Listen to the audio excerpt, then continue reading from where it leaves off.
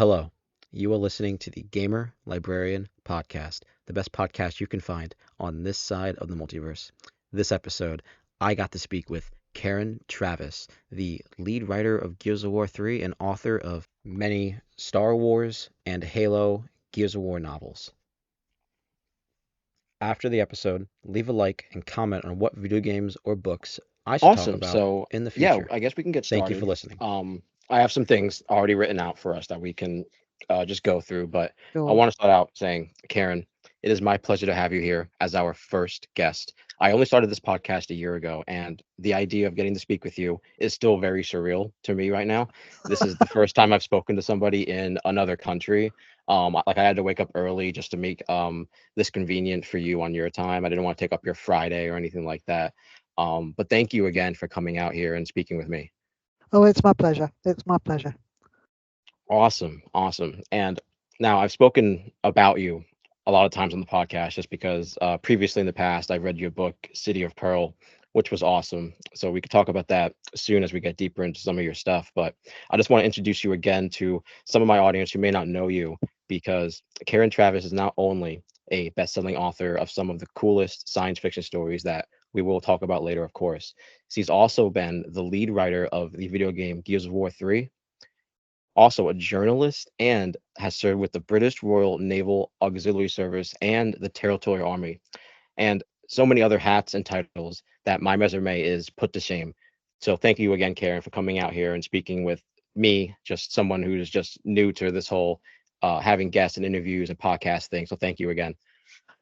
You're very welcome. Though I wouldn't quite say that I'm um, quite as well qualified as you've made me out to be. I did spend a very brief time in the TA, and I suppose I'm a sort of renfest of renfs. I think anyone who's served will know what I mean by that. You know, someone said I was so far back that I had to send my laundry forward.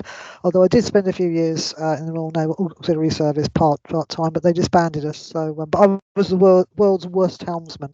Ask any of my shipmates, and Okay. I will tell you I was not to be trusted with the helm. Okay. I understand. See, I don't have much of a military background, say for just like the fictional stuff that I experience. My grandfather Yeah. served in the military as a mechanic, and so obviously you take some of your military background just for your stories and stuff. But I would love to hear just what it was like being a part of that service, just a little bit, as we can get a little know a little more about you, because I have never really been a like part of the military. So I just want to know what kind of experience you had with that. Yeah, I'm always at pains to point out that I don't regard myself as having served or being a veteran because it was very part Right. time. Hmm. I think the most dangerous thing I ever faced was a Royal Navy meat pie, which had no discernible lumps in it. And I really do mean Oh, that. wow. But I did have two because I didn't Okay. ask too many questions about the contents. But there was a pretty good pork pie, meat pie, and we were working late, so I was desperate for food. But uh, I actually come from a naval town. I actually come from Portsmouth, which is the home of That's the Royal awesome. Navy.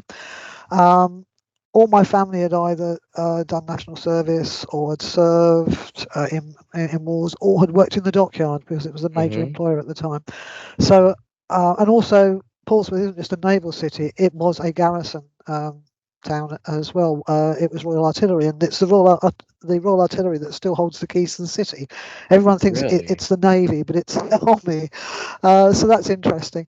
Um, so it is actually part of my culture, and immediately after the war, everybody would have been far more familiar with military culture. But as time's gone on and uh, military have shrunk and people are sort of a Hmm. little more separated from service personnel, I think there's a massive disconnect now between Absolutely. most of the public and the small but dedicated forces at service. And I think that's true of the states as well.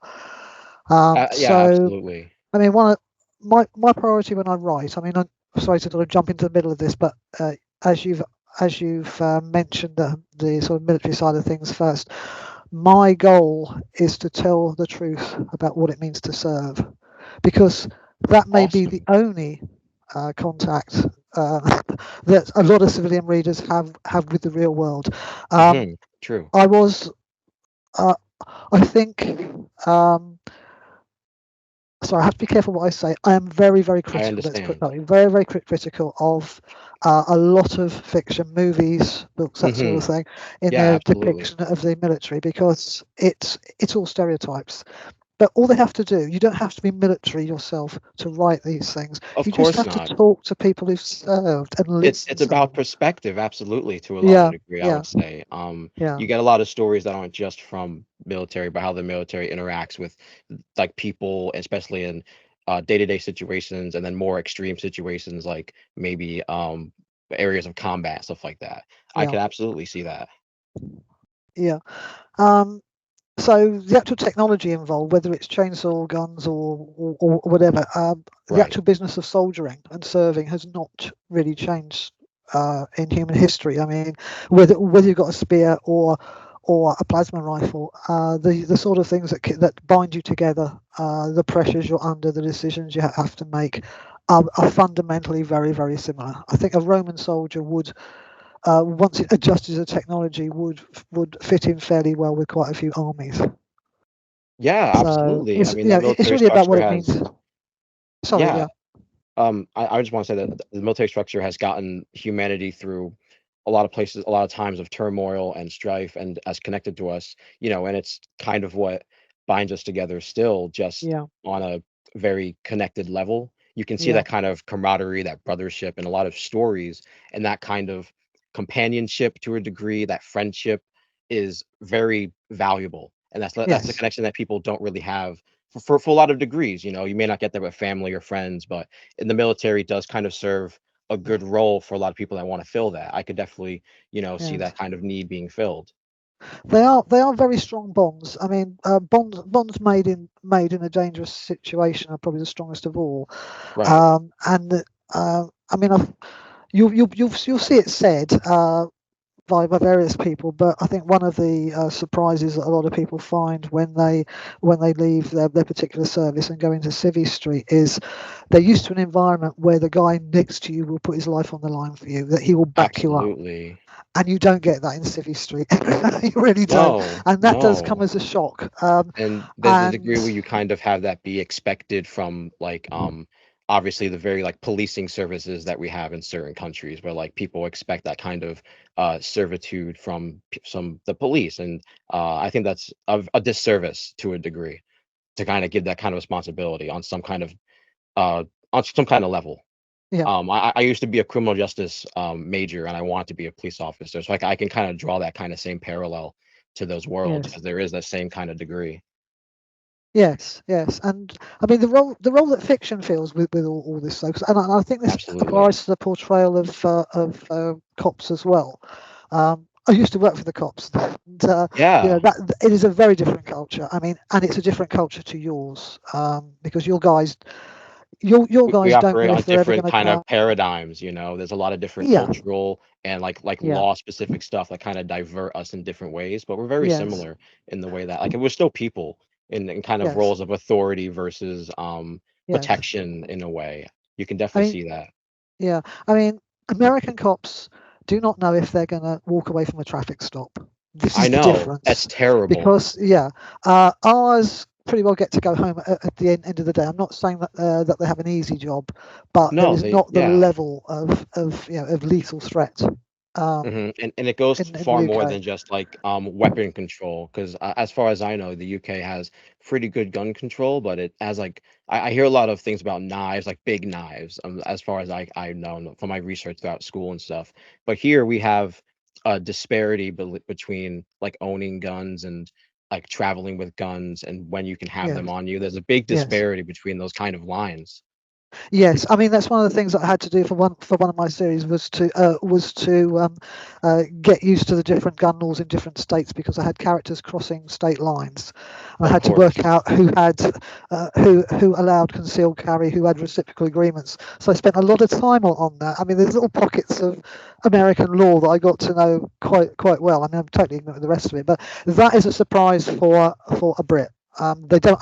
Most Brits don't understand that the laws are different from state to state. They might have seen Absolutely. it on the cop shows, but I don't think it sinks in just just how difficult that can be from an administrative point of view and from a gun user's point of view. Yeah. I mean, I will say, perhaps I'm doing my countrymen a disservice, but Brits don't really understand 2A, and I try to explain it to them. I'm not going to get into a sort of political thing, but there are a lot of stereotypes Americans in gun ownership, which I think are grossly unfair. So if you ever hear Brits telling you how to run your country and what to do about guns, ignore us. We don't know. I We totally have extremely agree to you tight, to a degree. Yeah. we have very tight gun laws here. That doesn't stop criminals getting them. This is a problem, you see. No. It's one thing having the law, it's another enforcing it. And we're not as bad as Sweden, but we've had people use grenades. I mean, this stuff gets into the country. Those weapons of mass destruction are Yeah, terrible. exactly. Yeah. Even on small scale, yeah. It's amazing how often people manage to get hold of firearms when you can't legally get them, and because we have banned types, I think there's still a ban on handguns after a particular shooting. I mean, we don't have that many. This is the thing, but it's amazing how many people do manage to shoot each other in sort of a criminal disagreement, shall we say? But yeah, knives. We're an extremely stabby nation. We don't seem to have dealt with that, and there's always the knife amnesty and drop it off. Of course, every criminal is going to want to give up their knife, aren't they? They're sort of talking to the wrong people, but we've got to the stage it's a societal thing. I mean, like, obviously humans are humans, and we've gone so far to have such great, like, first world services, healthcare, and all that kind of stuff. But you definitely see a disparity between like the poor people, the disabled, and to a degree, like, different minorities, in just the way they're treated in the general sense. And not just weapons, but it's just more of how we treat each other, the kind of care, the long lasting care that we can support for each other. That's the only real way to change that. Like, you can try to prevent guns or knives, but we'll still have fists and rocks. You know what I mean? absolutely. We've been doing it for years. Yeah, we had an MP who was demanding that all knives be sold blunt, and it would stop domestic violence. And I just didn't know where to start to begin. I'm picking the stupid in that. I mean, it's like she's never heard of a sharpener, and if you can't get hold of a weapon or make a blunt knife sharp, you will use whatever's available. And she doesn't. She's obviously never even sat through court cases. I mean, I spent a lot of time in the late 70s, early 80s, sitting through trials, murder trials, and that sort of thing. And if somebody wants you dead, they will find a way to do it. Absolutely true. Yeah, it's crazy. I mean, I obviously speak as someone, because I'm a keen cook. I have sort of enough sharp knives in my drawer to arm a battalion, but they are my precious knives. We're not the problem. Cooks are not the problem. Yeah, everyday items, just anything out there could be a weapon. Absolutely. That's crazy. Yeah, but I mean, that's typical for us. So yeah, that's that's Britain for you. But as I say, we are a very stabby nation. We're a very fragmented nation now. I'm gonna use that stabby nation. Yeah. I'm gonna use that kind of normal picture. I imagine. I mean, a lot of my American friends are shocked at what's happening in Britain now, but it's been coming for a long time, and we're going to have to sort it out one way or another. Anyway, I mean, I think there's a nice duality between a lot of things that are happening in terms of just immigration to a degree, just overall worldwide, and it goes back to just caring and loving for everybody. Well, that's it. Yeah. And that like we talked about how your military friend wanted to have blunt knives, and there's an odd duality between having weapons, because you, to a degree, obviously need to defend yourself, and there's whole kinds of times where people need to defend themselves and they can't, and they may not know, like have the physical prowess, they're not strong enough, big enough, and they don't know like any kind of martial arts or any kind of self-defense, and you just get into a bad situation at the bad time. And it's very terrible to see that some people try to live pretty good lives, and the actions of somebody who may not be in control of their own mind and things like that. It's very sad to see that that's the kind of world that we live in. I've always been kind of the optimist in terms of looking at like where humanity has gone. Like my perspective from just reading science fiction and seeing how technology, healthcare, and we've progressed. I've always kind of been an optimist in terms of that. I think that we're gonna hopefully unite in the end. But Yeah. obviously, there's a lot of different perspectives around the world and a lot of different cultures. And I love every kind of culture that's on this planet. I think they're very interesting. I think they're very lovely. I think it's a kind of history that we cannot replicate. And to see, like, to a degree, the kind of um hate or bigotry or just neglect that we have for other people around the world, worldwide, I think it's a disservice to our entire species. Like it makes me sad. Yeah. Can I just go back to something you said? When I Of said course. an MP who wanted blunted knives, I did not mean Yeah. a military policeman. I meant a member of Okay. parliament. Member of And that's the parliament. Okay. dangerous thing. We have politicians who do Hmm. not live in the real world and are clueless, and No, they that's a have problem. Yeah. a very skewed perspective because Yeah. obviously they grew up in a time where their idea of the world was very different and they kind of have to steal that world based on those kind of beliefs and that directive.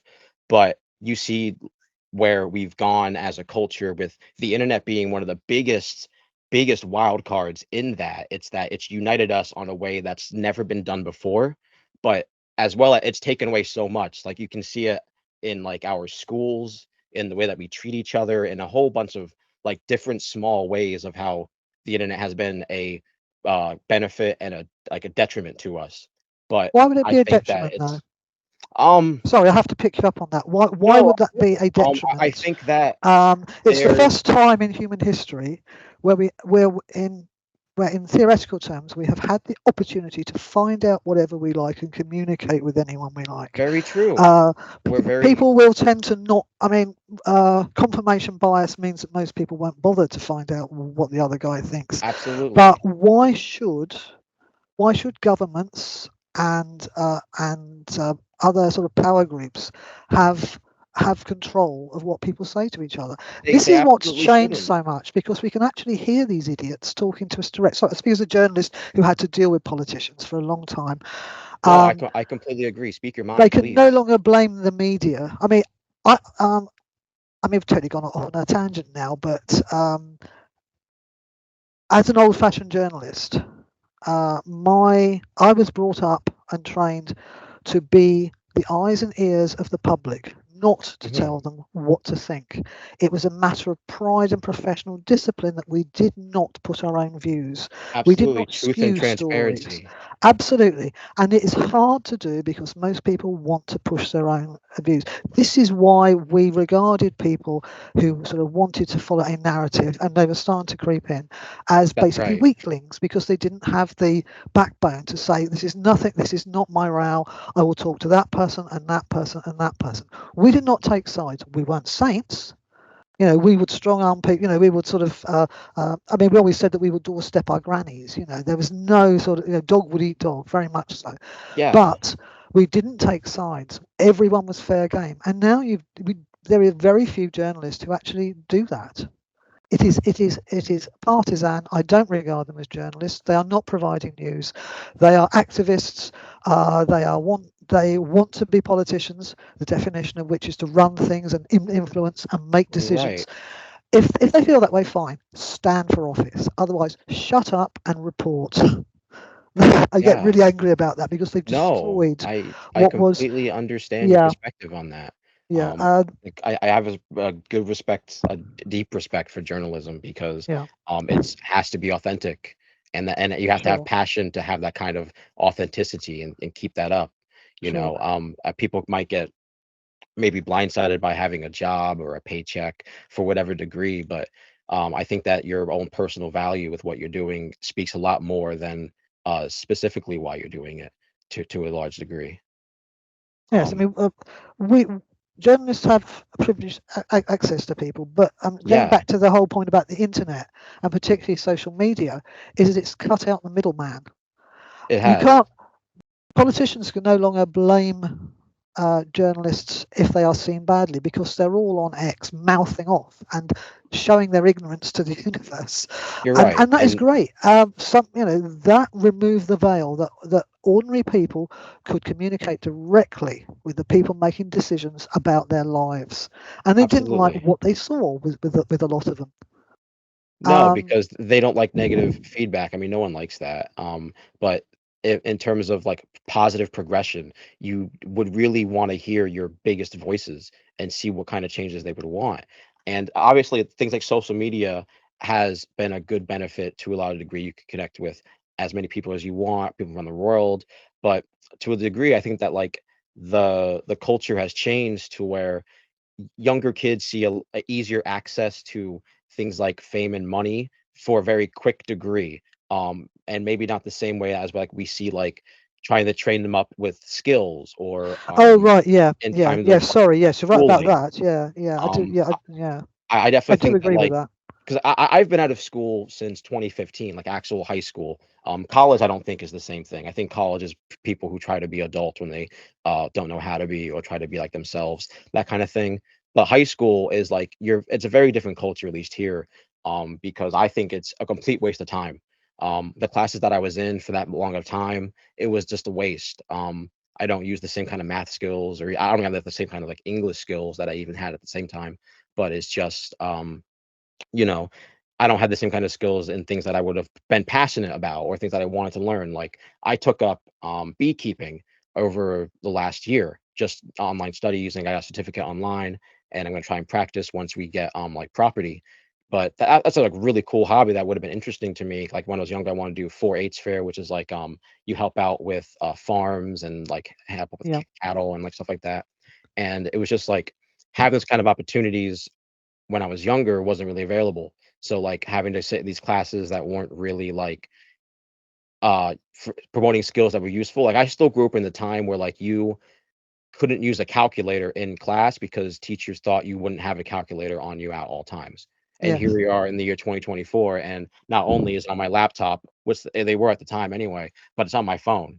It's like it's on my Xbox. yes, So like we live in a very different time, and the internet yes, has progressed learning in such a very vast way that I think anybody can access it and learn anything they want. That's awesome in that same degree that like kids are being brought into this world and being introduced to internet.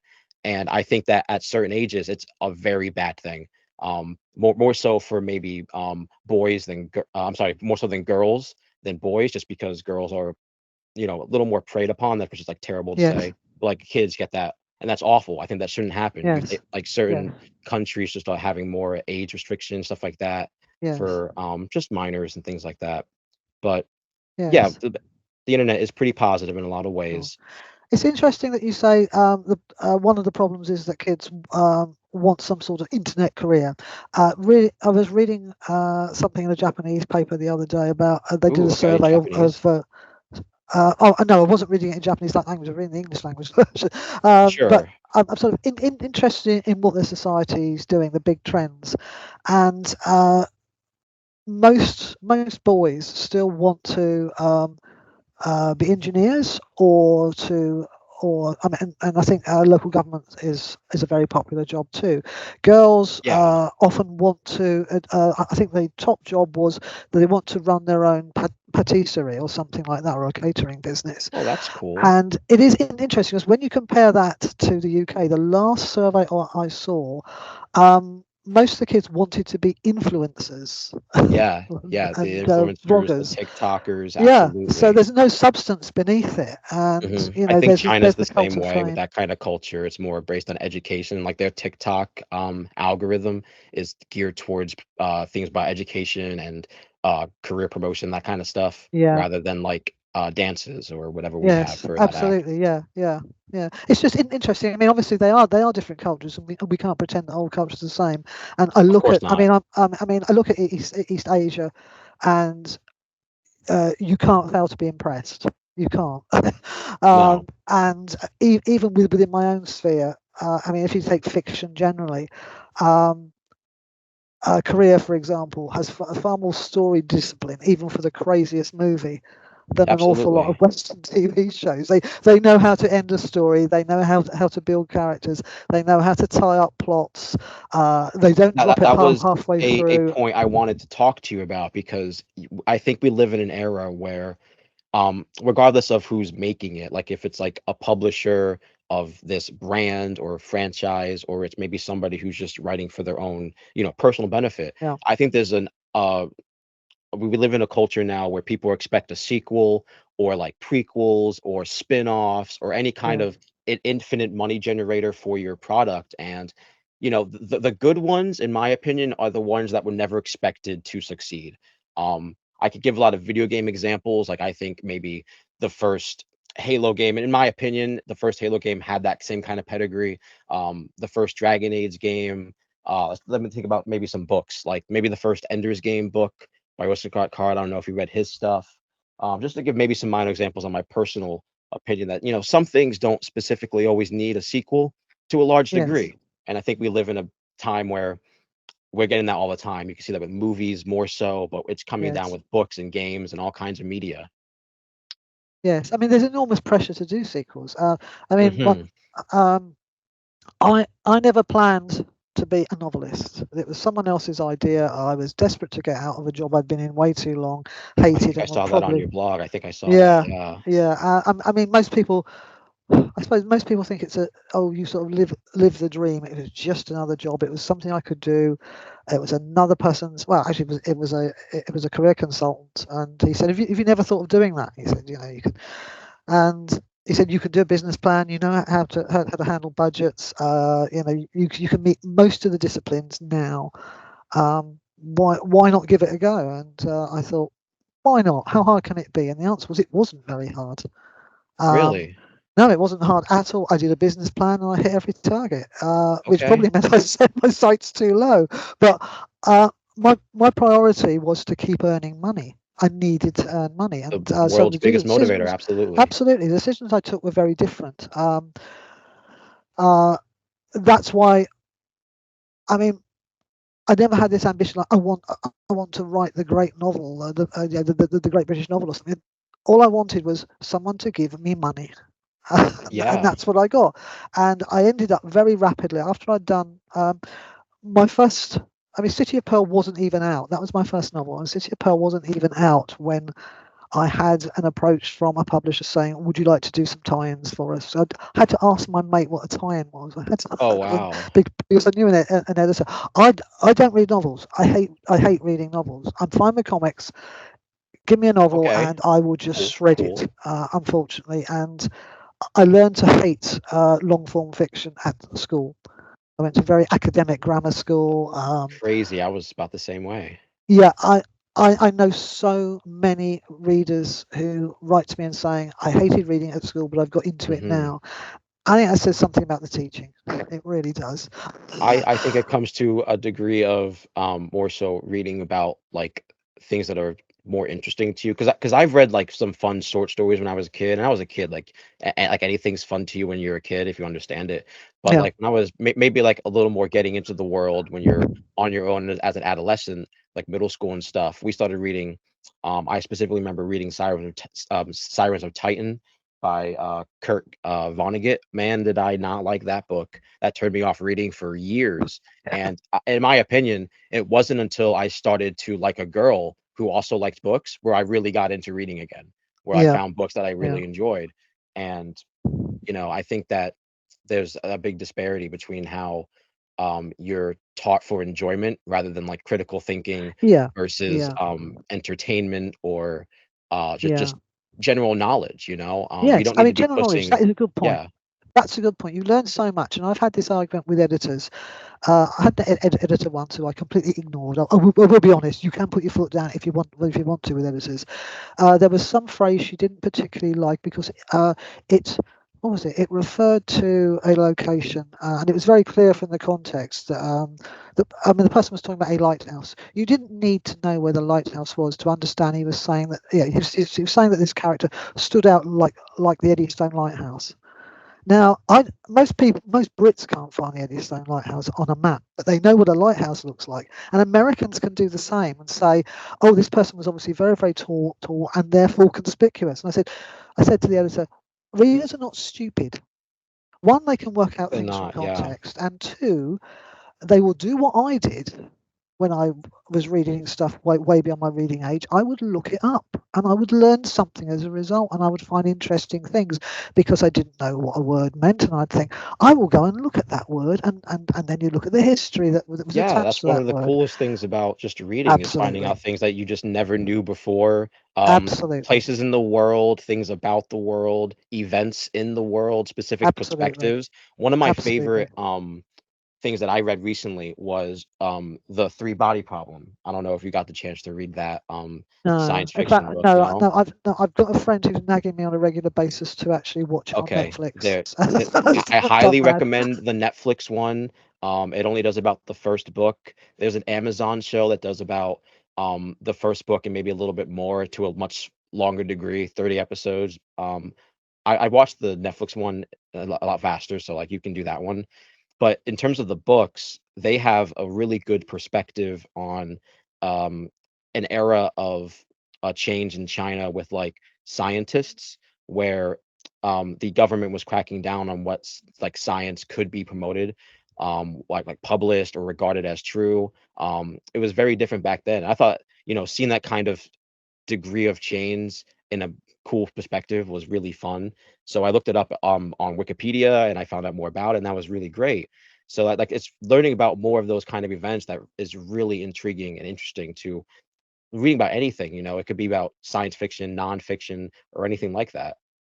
Yeah, yeah, yeah. Of course, I mean, one of the other things that I think possibly turns some people off of reading in school is and I've actually heard academics say this, so I'm not being unfair, but they think they know what the author means and thinks without Right. asking them. Hmm. There's quite a good meme on that topic that I can't say on a family friendly show because it uses quite strong language. That's But okay. if I ever hear someone say what the author meant is, I say, how do you know? I challenge them every single time. I say, because you don't know. You don't know. You have no idea, Yeah. and you're very surprised. To ask someone, I say, why did you do that? And the answers, and it's the same for artists. Because I remember one of my favourite manga writers Okay. saying why she had done a particular cover, and it was because she had a technical difficulty with the hands. She just couldn't get Yeah. it right that day, and she Artists did have a discover. And of very course, hard people were time with reading all hands. this meaning Absolutely. into it, and she said, "No, I just couldn't do the hands that day, so I did him doing something else." And of course, people then, being the pattern recognizing animal that we are, we look for explanations in the most disjointed things, and we're often wrong. But if you're standing up as a teacher at any level and saying what the author means is, please stop yourself and say, is that author still alive? Can I ask them the Hmm. question, because I may well be surprised by the answer, because they're hopelessly wrong. I had one academic did a paper on me, which I wasn't very happy about, because he Right. made all sorts of assumptions about my politics and my background, and he could not have been more wrong. And I said, why didn't you just ask me? And Yeah, he I said, think writers don't know what they mean. And I thought he yeah. was just being rude. But then I went to an academic conference that invited authors. So we were a mixed bag. And they were debating, the academics were debating whether to not have authors next time because they got in the way of discussion about their books because Wow. they didn't know what they meant. And one of my colleagues sat I was sat next to him in a in a particular panel in the audience, and they were talking Hmm. about his books, and I just watched him, and I said, "You're not happy about this?" He said, "It's lovely to know, to be told what I thought." He was being Absolutely. sarcastic, Yes. obviously. He was furious, but nobody had the courtesy to say, "Why did you do that?" Now, I mean, I come from a professional background where you ask questions and you want to hear the answers, but Yeah. there is a real closed mind attitude, and I think a lot of bad teaching. I'm sorry to say, and I know I'm going to get brickbats for it, but I stand No by it. worries. Um, a lot of bad teaching turns kids off. Mocking kids' That's true. choices about what they will want to read puts them off reading. Uh, Absolutely. I had a reader who said that he wanted to write, didn't like reading, and was told by his teacher that he would never write. And I said, well, you go back and tell your teacher she can have a word with me, because I don't read novels. I hated them at school. And nobody ever knew that till I told them, because it made no difference to how I write. because that's not. It's a different cognitive process. I'm not mimicking what other people have done because I haven't seen 99% Yep. of You're it. forming your own thoughts, truly. Absolutely. And of course, you can read non-fiction. You can get facility with language. I actually come from a very blue-collar background. I am trailer trash by American standards. I'm Okay. damn proud of it because that's who I am, and Yeah. that's the culture that has shaped most of the people that I have known.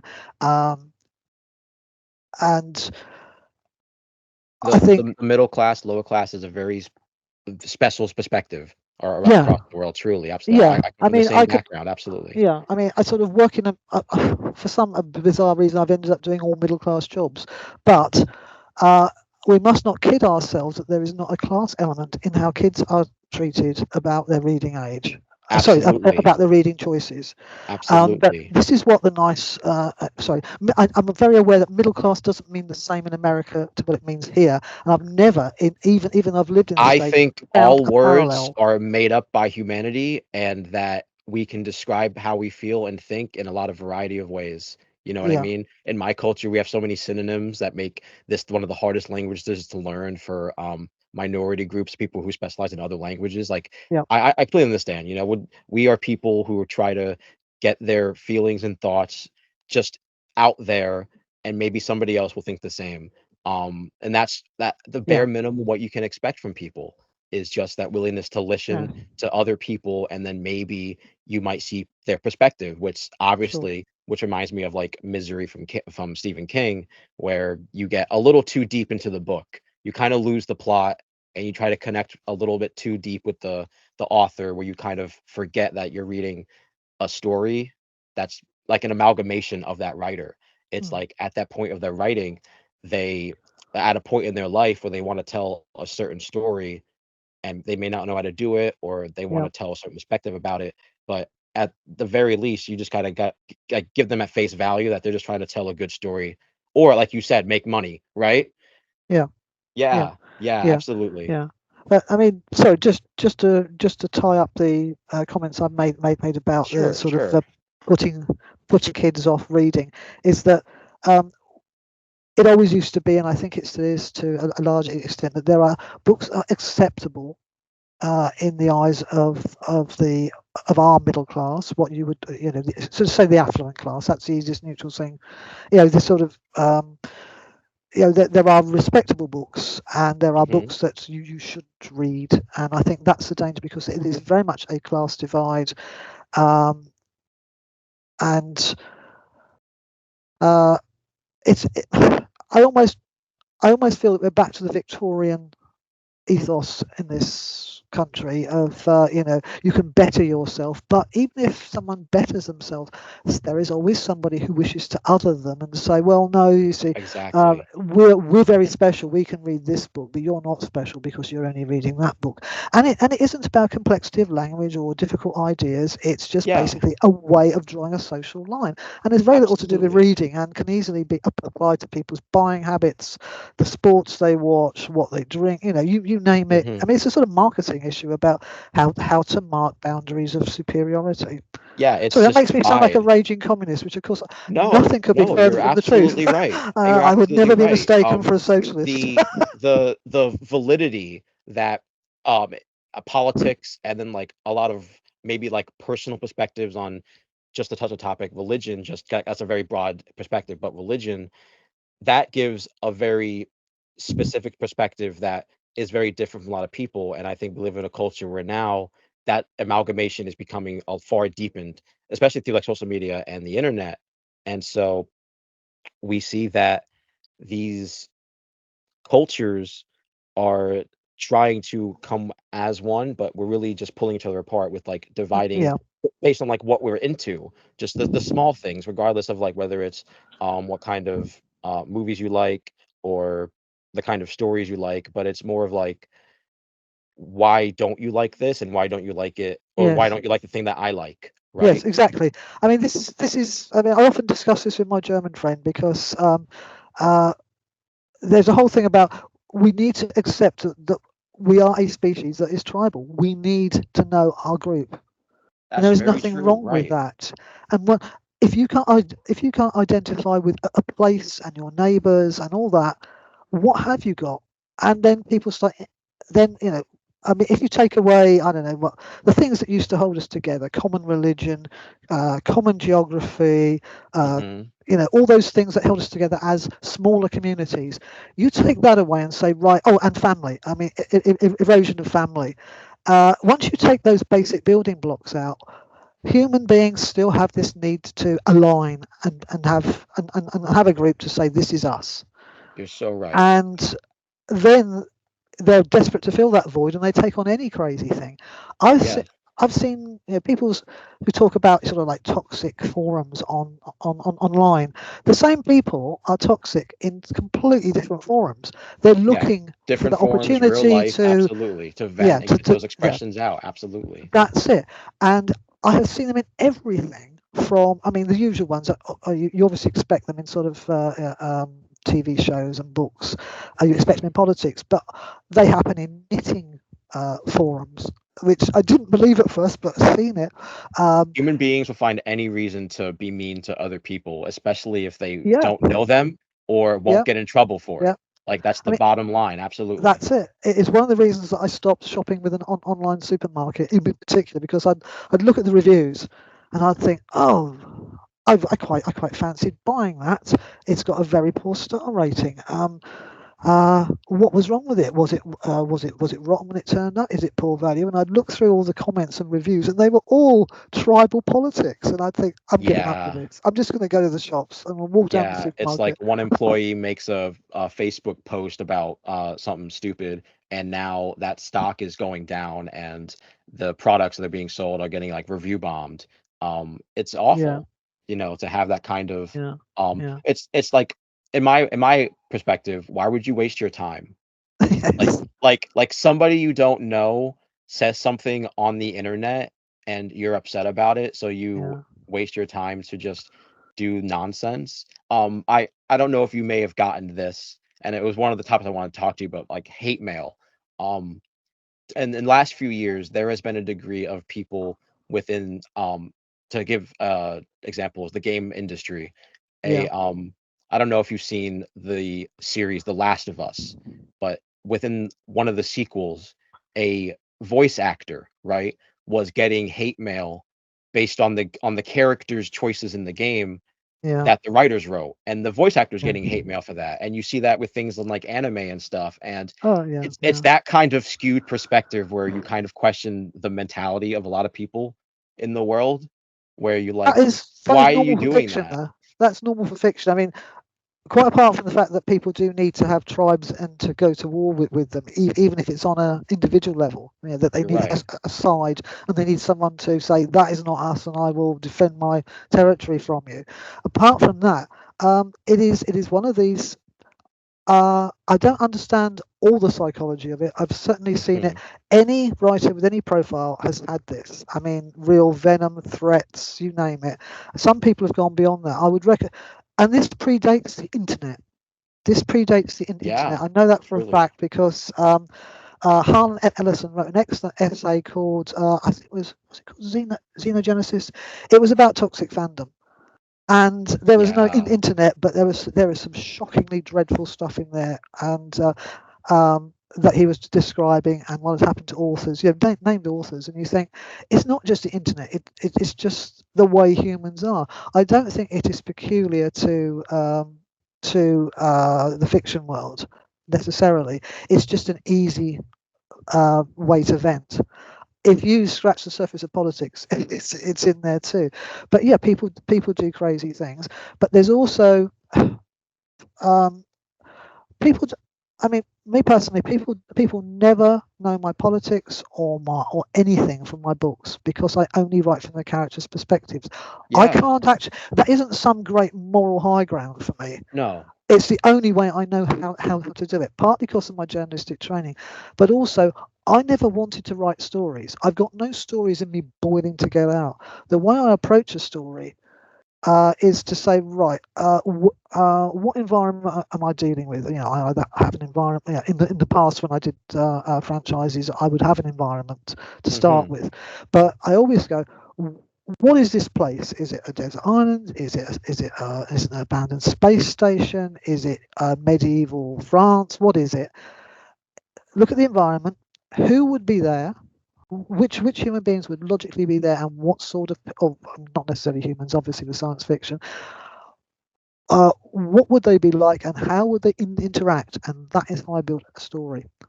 I never really know how it's going to end, even with ones where I've had a sort of end goal. Frequently doesn't get there because the characters go off and do their own thing, because I can hold this massive data set of personalities and say, that person would definitely do that, but they wouldn't do that. But if they got together with them, then they'd almost certainly do that.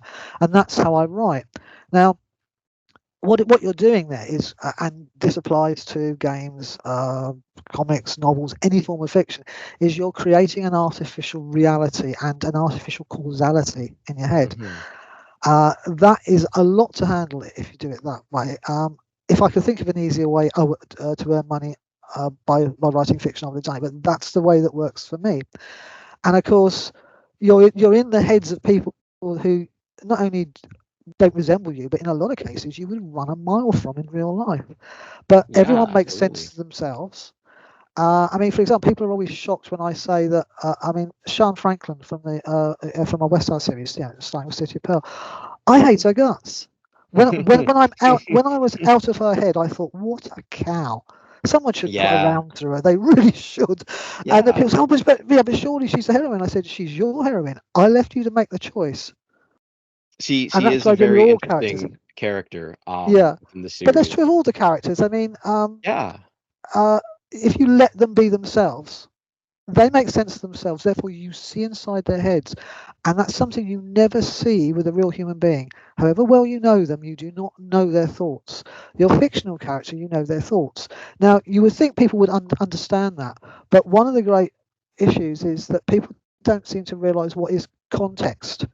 That it's the character saying it. Going back to what you were saying about the voice actor getting all this, I mean, that tells you something else. It tells you that they don't understand what an actor's job is when they are the voice artist, and they don't understand how scripts are put together. And fair enough. I mean, I'm not entirely sure how they make commercial baked beans. I mean, I know how to make baked beans, but I don't know how I don't know how Heinz operate. I don't know what their production line is. So you shouldn't always expect the end user to know everything in order to understand the product. But the clue is in the word actor.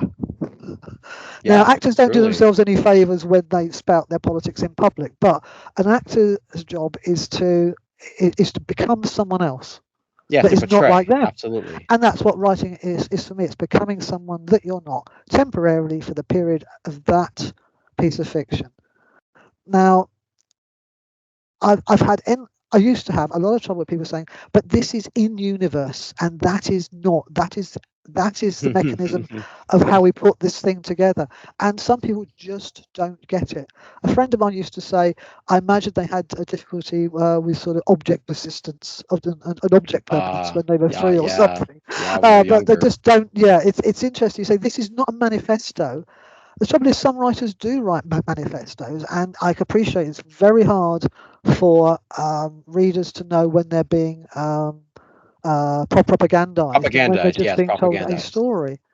If I want to do proper propaganda, having spent nearly 11 years in sort of political public relations, I know how to do it for real. I'm not going to do it in fiction because that's what I left to get away from.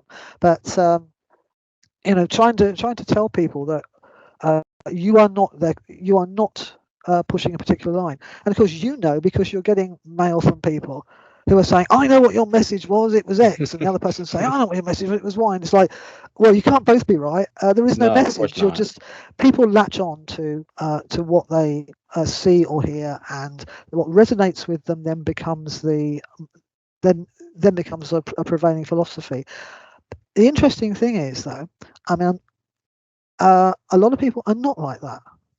I've had quite a few really fascinating conversations with readers who have said who fully understand that they are using different filters at different times in their life, and the best way I ever had someone articulate that was a guy who had read some of my military books when he was a young soldier, and he said he later reread those books when he was a father of young children.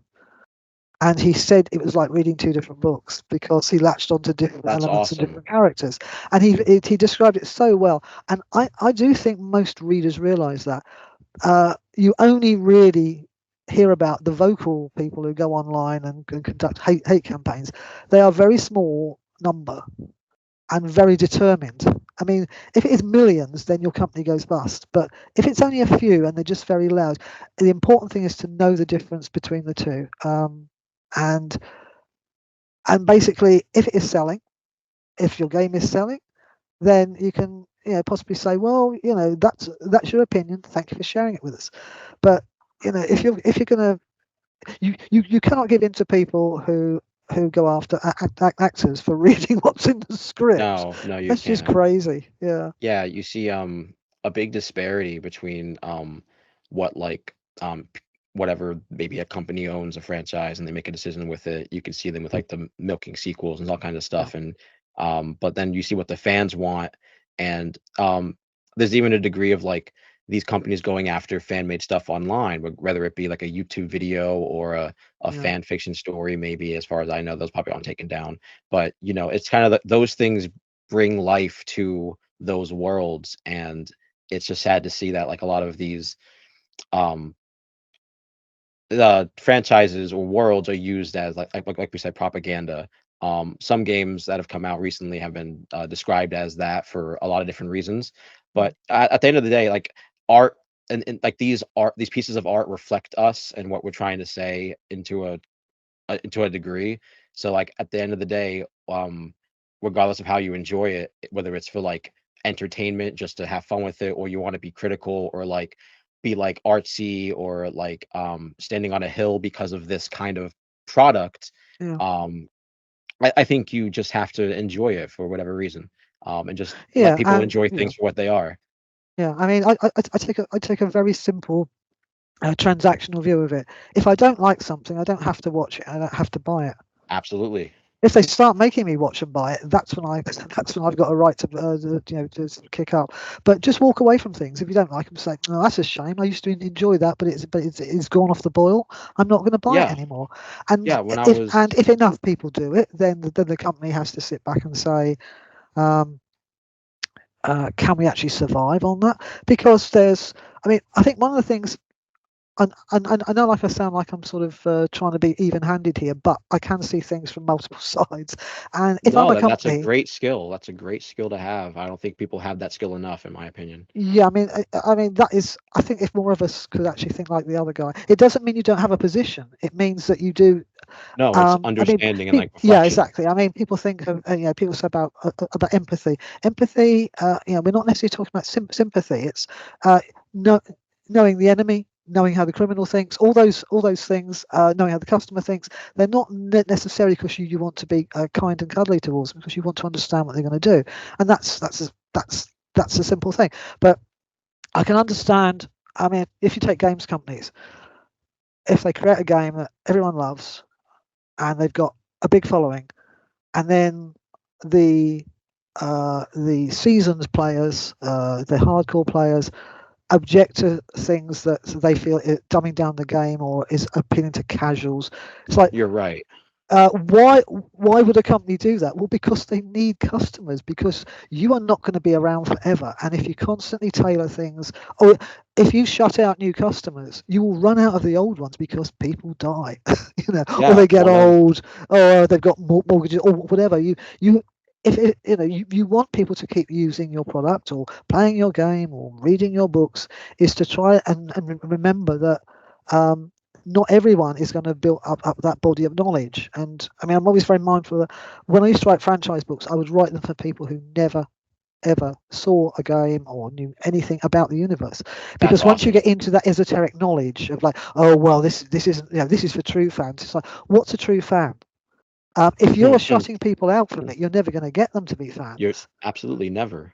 Yeah, so I sort of, I do stories. Actually, you can pick them up cold. I've always done that. Partly because I come to them cold. I do not consume consume anything that I produce, if you see what I mean. I need to I be see. separate from it. I need to stand back from it. I treat everything the way I did. Every day is a reporting day for me. I even when I was a specialist reporter, when I was a defence correspondent, I still didn't know what was coming down the pike at me during the day. You have to be able to say, I know nothing about this topic. I need to get on it right away. I need to find out what the relevant issues are. I need to find out what people think about it. And you need to take an instant interest and brief yourself very fast. So you Yeah. get this. And you read the Wikipedia in one night. That's it. I got you. Well, no, I mean not the Wikipedia. I would sack anyone who used one. Sorry, if I'm still on news desk, you use Nah, understandable. Wikipedia. You are using tainted knowledge. That sorry, don't even get me started on that. We'll be here for hours. But you basically do your primary source research. Absolutely. You do it quickly, but there is that makes you someone who begins to discover as they write. So I don't want to know anything about. I'm speaking in the past tense here because I don't do franchise books now. I haven't done them for a No, I long time. understand. But I didn't want to know what anyone else thought about it. I didn't want to. I wanted to discover it for myself because that was the only way I could actually get into it. So I'm like someone coming to it new all the time. And that made it easy for people to read. And the number of people who said, well, you know, we haven't played this game or we haven't seen that movie or whatever, will we understand it? Yes, you will. You know, anything that needs explaining is explained in context. But you know, you have to Yeah. treat everything as you're Show not rather around than to tell. explain your book or your movie. I know it sounds a lot like that scene in that Woody Allen movie where he's standing waiting to go into the cinema, and he's talking to someone about. I wonder why the director did that or the producer did that, and the producer or the director walks by and said, "Well, actually," and it's sort of a comedy moment, but you haven't got that in real life. Your work No. must stand on its own. Therefore, you have to meet your audience halfway. And if anything is that weird, they must be able to find out easily, preferably within the body of work. I mean, some people will be motivated to go off and learn more. There's sorry, I'm just trying to. I've forgotten the name, but there is a sort of Napoleonic War naval series. I can't remember the author's name. First name I think is Patrick. And people are obsessed with these books because they are so well researched. Apart from being good books, they're so well researched. And they're not necessarily the same thing, those two. But they are so interested in it that they start to learn about everything else from that era. Now, that's great, but not all books have to be that, and not all games have to be that. Like with games, you know, there is room for incredibly complex games that take you 40 hours to play, as well as, you know, your phone game that's over in 2 minutes. Oh, I so agree. Yeah. There's like a hatred for phone games that that's on a different level. Like I know people who abhor games on your phone, even if the game was like on a console or PC and then ported to a phone, they still don't like it. It's just like, why, man? It's just another way to play with your Exactly. environment, and Exactly. that's where the industry is going. Phone and mobile games encompass a far more um majority of the gaming industry, and that's where it's all headed. It's always going to be mobile. And Yeah. I want to touch on what you'd said about trying to make your worlds feel authentic while not uh being one to like interact with them. Like you didn't play the games and all that stuff, at least at the time of writing them. um in my opinion, I've always tried to get people to play as many games and read as many books as possible, just for entertainment and find what you like. And so I've had friends who didn't really like the Gears of War like gameplay. They didn't like the third person shooting style action of it. But I'm like, the world is like your bread and butter. You love it. So try out the books. And obviously your perspective of the characters and living in those worlds, not just Gears of War, but Halo as well, it probably translates the same way. I think it's an absolute like amazing degree that you did with just how authentic it feels to be in those worlds, and to give that kind of perspective, because it feels like I'm just playing the game whenever I read those books. I haven't read many of your Halo ones, but I did read all of the Gears of War series that you put out, and the comics as well, and it's just another way to enjoy that world. And like we said before with like tie-ins and stuff, I wanted to ask, what was it like to actually go into someone else's world and add to it, make it your own to a degree? Because like we said, if you want to have your franchise go on forever without the original writers or anything like that, you kind of got to have that new taste, that new perspective on it. So I wanted to know what it was like, just like inserting yourself into someone else's work and making it your own. Because your perspective on Gears of War, I think, is so good. You make it feel like it's a world that's like this parallel universe to ours, and these real humans are actually within living with it, and it's a hardship. That's one of my favorite things about that series, was the way that you told their perspective of living in that world. You don't get that in the games, in my opinion. You really don't. I mean, I'll deal with Gears separately because that is unique. Gears is like Sure. nothing else I've ever worked on, and um, um, I'm not knocking other franchises. How can I put it? To be able to do that, you've got to extrapolate. You've got to be an extrapolative thinker. If you're going to get some legs out of your franchise, I mean, games are limited by what they set out to do. It's what the game intends. Very true. I'm sure. I mean, I have a friend who's. Sorry, excuse me. I have a friend who's always loved Transformers, and to me, Awesome. all I sort of see is the toys, and she says, "No, you need to see the comics because of the characters and the dilemmas."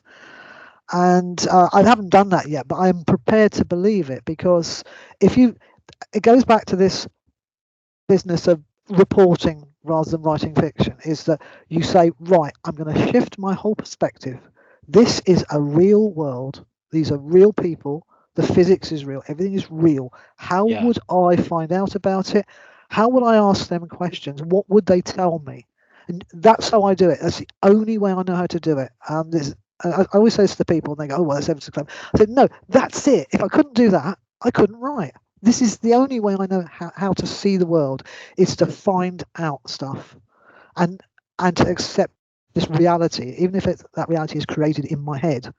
And Awesome. this is one of the reasons why I am really bad when people interrupt me when I'm working, because I am juggling this completely artificial, fragile world. In the real world, if you strike a match and that smoke comes off it when you blow it out, that smoke goes somewhere and does Go something. somewhere, yeah, and it's gone. Yeah, but I mean, all those rules of how that smoke moves and what the molecules do are already established, and you can't change them. They just happened.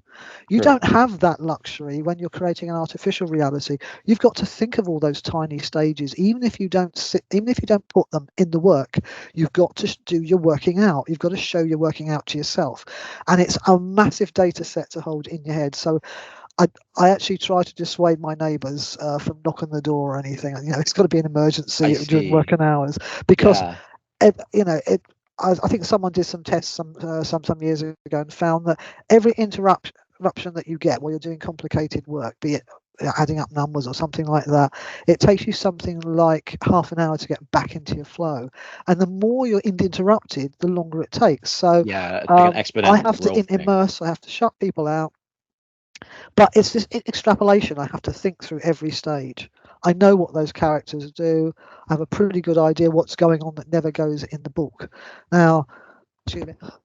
once I got into Gears, which was another accidental thing, it was a case of, right, I know from the games. Sorry, I've got a bit of a cough today, so I do apologise for all the barking. What you got to do. I have to say, right, this is a dying civilization. This is a few cities under a terrible siege. They don't know how this has all happened, but they're going to find out. What are my limits? And certainly, sorry, I was going to put Gears to one side. I will deal with the simpler ones first. Is that I have never pitched for work. Franchise work. It came to me, and all I did was triage it and say yes or no. Could I work with these people or not is the big one. Sure. And the biggest question I would ask, there were certain very big franchises that said, "Yeah, we would like you to do this," but no, it wasn't about. We would like you to do this. Great. So what can you give me a story, Bob, and anything like that? And oh no, we've already got the story. I said, well, thank you, but I won't be writing anything then. I've got to tell the story I because I see. don't know how to do otherwise. So if so many people think they've got a story and they just want someone to fill in the words, and that happens at with big games as well. And I say no, I can't work that way. You can find plenty of other writers who can do that, but I can't. I physically can't do it. I have to do that exploration process myself. So basically, the first franchise book I got was we really need you to do. Do you want to do this book? We really need you to do this to go with the game. Actually, the game was months late, so the book came out first. Right. But I mean, you know what games are like for churn and all that. So it's, Oh, yeah, I'm I sort of learned the familiar. flexibility of the game, the game timetable, which is inevitable. It's inevitable. It's just one of these things. And I didn't know anything about the franchise. But I said, well, okay, so what if I do X, Y, and Z? They said, fine, fine, fine, and they gave me complete free reign, and I did Cool. basically a special forces thing. And I was talking to someone on the game saying, I've done this. Is that going to fit? Oh yeah, yeah. Oh, but they don't have that in this in this universe. Okay, I can adapt that. I can change that technology, and that's how it happened. I just told a war story with people, and that's what I kept doing. And it got to the stage where people say, "Oh, can you do this for us?" I said, "Yes, but if you want me to write in your franchise, you have to let me do it my own way because I can't do it this isn't." Sorry, what I'm trying to get across is I am not capable of doing it any other way. This is how my brain is wired. I have to find No, things that's out. awesome. That's definitely awesome. A great way So I'm to not approach how interested you in do other people's things. interpretation. I mean, the canon, yes, but interpretation, no. That's like someone telling me that they've met someone and that I'd really like them. I say, well, I'll find out for myself, thanks. Yeah, That's what I'm like. you're doing So them a I'm just saying the disservice. stories. And some franchises will cooperate, the writers on those franchises. Bear in mind, we're talking about primary products, TV show, film, game, whatever. If you're writing the novel that goes with it, and bear in mind, novels are like turning around tankers. They're like oil tankers. If you want to, games can change something in a few lines of dialogue. They can change a story in a few lines of dialogue. You can't. Yeah. Novels can't. Not a lot of people make the transition between different media. I think I could, one, because I'm extrapolative. I've sort of told you how I write about the discovery process, but also, sorry, I'll start that one. I'll start that one again to make it a bit easier if you need to edit it in. No worries. It's hang on, give me 2 secs. Sorry, what happened is I've just had a message come up on the screen, which I should have muted all that. And That's hang on, totally just all close right. it down. Anything visual just distracts me. This is the thing, and I'm looking at the sort of microphone reader at the moment. But if I sort of see the emails come up, it throws me. What were we saying? We're saying about how I write these extrapolative things. I have to do it that way. It isn't because I want my own way. It is because I am not able to work any other way than by working through it, because it is not my, apart from the military and side of it, apart from people watching and all that, it's not a franchise. Franchises, I mean, there is one I'm trying to avoid mentioning. Everyone knows what it is. I don't want to go down that path again, but I was not remotely interested in it. Never watched. I did watch it, to be fair enough. I did review the first film way back when I was in my journalism days. But Of course. there are things that I come too cold, so I have no affection or dislike. There are no favourite characters. I just work through the story, which means I can do that from. If someone just gives me the bare bones, a game, I would like to see the scripts though, or I'd like to see the cinematics if they're already at that stage, and I'll work through from there, and I will just keep going back to them saying, right, I've done this. Is that going to clash with anything? See, that's the other problem. Managing canon. Nobody. I hate to say this, but no franchise on the face of this planet has perfect canon. You can't manage it. It is a quantum process. If you've got multiple people working on things, particularly novels, you would have to be in each other's pockets 24/7 to spot all the stuff that could go wrong, because novels pivot on such tiny detail, particularly if you write thriller types, and I write thriller types. Therefore, one tiny thing which is a throwaway line for someone else can completely upend my whole storyline. You're absolutely and we've had that happen. Now, how franchise deal with this? They're all very different. Some will not share information with you. If you don't know you've got one of those, you find out fairly quickly, and you don't work for them. Well, I don't. I can't work that way. I can't work in the Yeah, dark. that I that seems expect like a things to very be. and it's Yeah, somebody who's trying to take something that they want you to do and adapt it or improve it or yeah, just add to it in any way. yeah. They have to meet you halfway. And there were certain ones where I was never shown scripts, and it was like, Okay. okay, you're going to get what I give you then. Are you happy with that? And they actually said yes, because what people don't.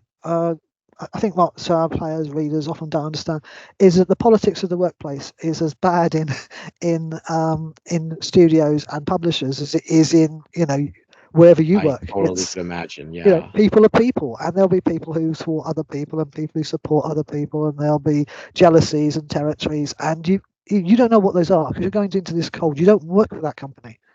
You're just sort of seeing what floats to the surface, and eventually you can get fed up with it and think, well, if they're not going to meet me halfway on this, then at least let me see that. That's what I'm doing. Some of them are very good, and uh, they accept that they have people who will not be cooperative with you, and they will give you a lot of leeway. I mean, obviously they check stuff to make sure there's nothing that doesn't clash with the stuff that you don't know about, that no one's Oh, of told you course. about.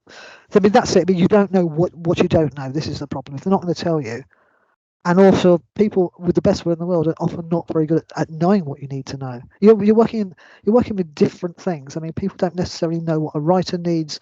A writer doesn't necessarily know what an artist needs, and Mhm. this is why if you meet someone if you meet someone that you end up working with who's on your wavelength, you can really move mountains because you've taken that barrier away. And I've had that with comics. I've had some superb artists to be totally eye to eye with, and it just sings. It's fantastic. It really raises your game because you're thinking, that's brilliant. That character in the background. And sorry, I'm just going slightly off tangent now into comics, but yeah, No artists can worries. do things that change the course of your story, and they don't even know they've done it till you tell them. Yeah. It's like, that is brilliant. That that that character you've got in the background. Can you sort of keep him as a template? Because I look at his face and I know his life history. He's brilliant, and we got that all the time. That was with Steve Kurth. I worked with Steve Kurth before, and he's brilliant at that. He does fantastic. So the almost throwaway characters in the background that you want to part the crowd and say, "Excuse me, can I talk to you? You look interesting. Tell me about your life." He can do that. He can draw people like that make me want to tell a story about them. But anyway, what I'm trying to illustrate is how there's such a huge gulf um, between the very worst companies you can work for and the very best, and lots in the middle, and everybody works differently, and it's a matter of finding the one. That If you works for want you. to do it, you've either got to accept it's going to be a bumpy ride, or work out how to identify the ones that are on your wavelength. Now, there are companies that I just felt did not cooperate in terms of giving me the nuts and bolts, and that's fine because they never really complained about what they got either. They were fine with it, and Hmm. they accepted what was happening within the way their companies worked. But with Gears, it was completely different. That was like nothing else I've ever experienced. It's another accidental thing. Yeah, because I'm by the time you come into Gears, which was like the third game, you worked with I just have it here. In terms of writers, you work with like Eric Newland and Aaron no, Lind. Um, no, no, no? Okay. no. Okay. Please, no, I did not work with anybody. Sorry, can I just take it back a bit? Sure, sure, sure, sure. I came into Gears just before Gears 2 came out. Okay. The publisher desperately wanted a book written. This is normal. You see this as a pattern. Like, Yeah. we need the book. Whatever had happened previously hadn't worked out. And I said, what is this franchise? Because I didn't really trust the publisher. Okay. That's also Understandable. common. And yeah, because obviously they want NDAs before they'll even tell you what they're offering you. Some of them, which is fair enough. And I had no idea what this franchise was. I didn't know what Gears of War was, and that's That's fine very because odd considering that they would go through all the trouble of, like you said, NDAs or these like requirements when remember they're this is the publisher. This is the right. publisher. But The they're publisher coming is through somebody who isn't yeah, familiar with the franchise, and you would think that they wouldn't be like volatile to to what you're trying to do. You would think that they would No, they try to respect sorry. you in some way. If let me explain this to you, because that isn't what it sounds like. Sorry. Sure. When I was asked to do this, I was reluctant, not because I knew anything about Gears of War, but because of the relationship with the publisher. And I thought, well, sorry, there's something I didn't tell you is it was at the time when I had a TV, and I'd always have it on in the background for what I call newsroom noise. I see. Just on a low level, which would basically, because it's almost like white noise, it will block out any external noise. It was like being back in the newsroom. I used to have a fan the same way growing up. Yeah. Yeah, exactly. Yeah, and I was working on something. I was on a deadline, and I just looked up, and there was a game promo, and I didn't see the name of the game. I just saw this guy in this incredibly big armor walking through this destroyed city and stopping and picking up this broken cherub's head, a statue. Right. And I remember thinking, blimey, because all pictures demand answers as far as I'm concerned. It's like, what is that? That is fascinating. And then I went back to working. I thought nothing more about it. Anyway, I get the call from the publisher saying, "Oh, can you help us out with this?" And I'm like, and I said, "Well, tell me what it is, and I'll have a think about it." And they did tell me what it was. I didn't know. I didn't know it from Adam, but I did consult someone I knew, the guys at Penny Arcade, and I said, "Look, awesome. no names, no pack drill." I said, "If I said to you Gears of War, what would your response be?" And Jerry said, "It's Travis Town. Whatever it is, do it." Damn. And I thought, okay, so. And that when I then looked it up online and I saw the cinematics, I thought, oh my god, it's that game, it's that game. Oh yeah, I'm definitely going to do it, because obviously the publisher was offering pretty good money, and I needed to eat. And then I started dealing direct with Epic, and that's when it really shifted. I see. We just hit it off. So well, and it was. That's great to looking hear. back on it. It's like the conjunction of planets: right people, right place, right time, right product. And it was like nothing else. I knew it would never happen with anything else, because it was just so unusual. And the first conversation I had with Mike Capps, it was like, okay, so you want me to do something relating to Aspho Fields? What can you tell me about it? And he said, all we know is that Carlos got killed. The rest is up to you. And that was literally it. And that was the whole relationship, really. Because, and they gave you free reign to that, because the prerequisite to those stories is so telling to like that world. It's a war-torn world. These people grew up with war, and it's perpetually in war. I mean, that's awesome. Yeah, I mean, once you know the characters, and I think they were really well realized. Once you've seen the cinematics, you know everything there is to know about that world. And when I say that, I have some very freaky stories about the hive mind effect. But Epic were very different. They didn't keep me at arm's length. They wanted people within the team. They appreciated that. Over embroidery of story in story Bibles would cut them off at some point. So it was organic story growth. We knew roughly where they wanted to take the end of it, which was very similar to the NGC. But I mean, Adam's card was marked, which is inevitable, really, because it actually did fit in the end very well. So basically, it was. It was as much story consultancy as writing the books, and then it just all sort of blossomed together. And when I was doing Aspho Fields, it's like, how do they deal with food? This is a starving city.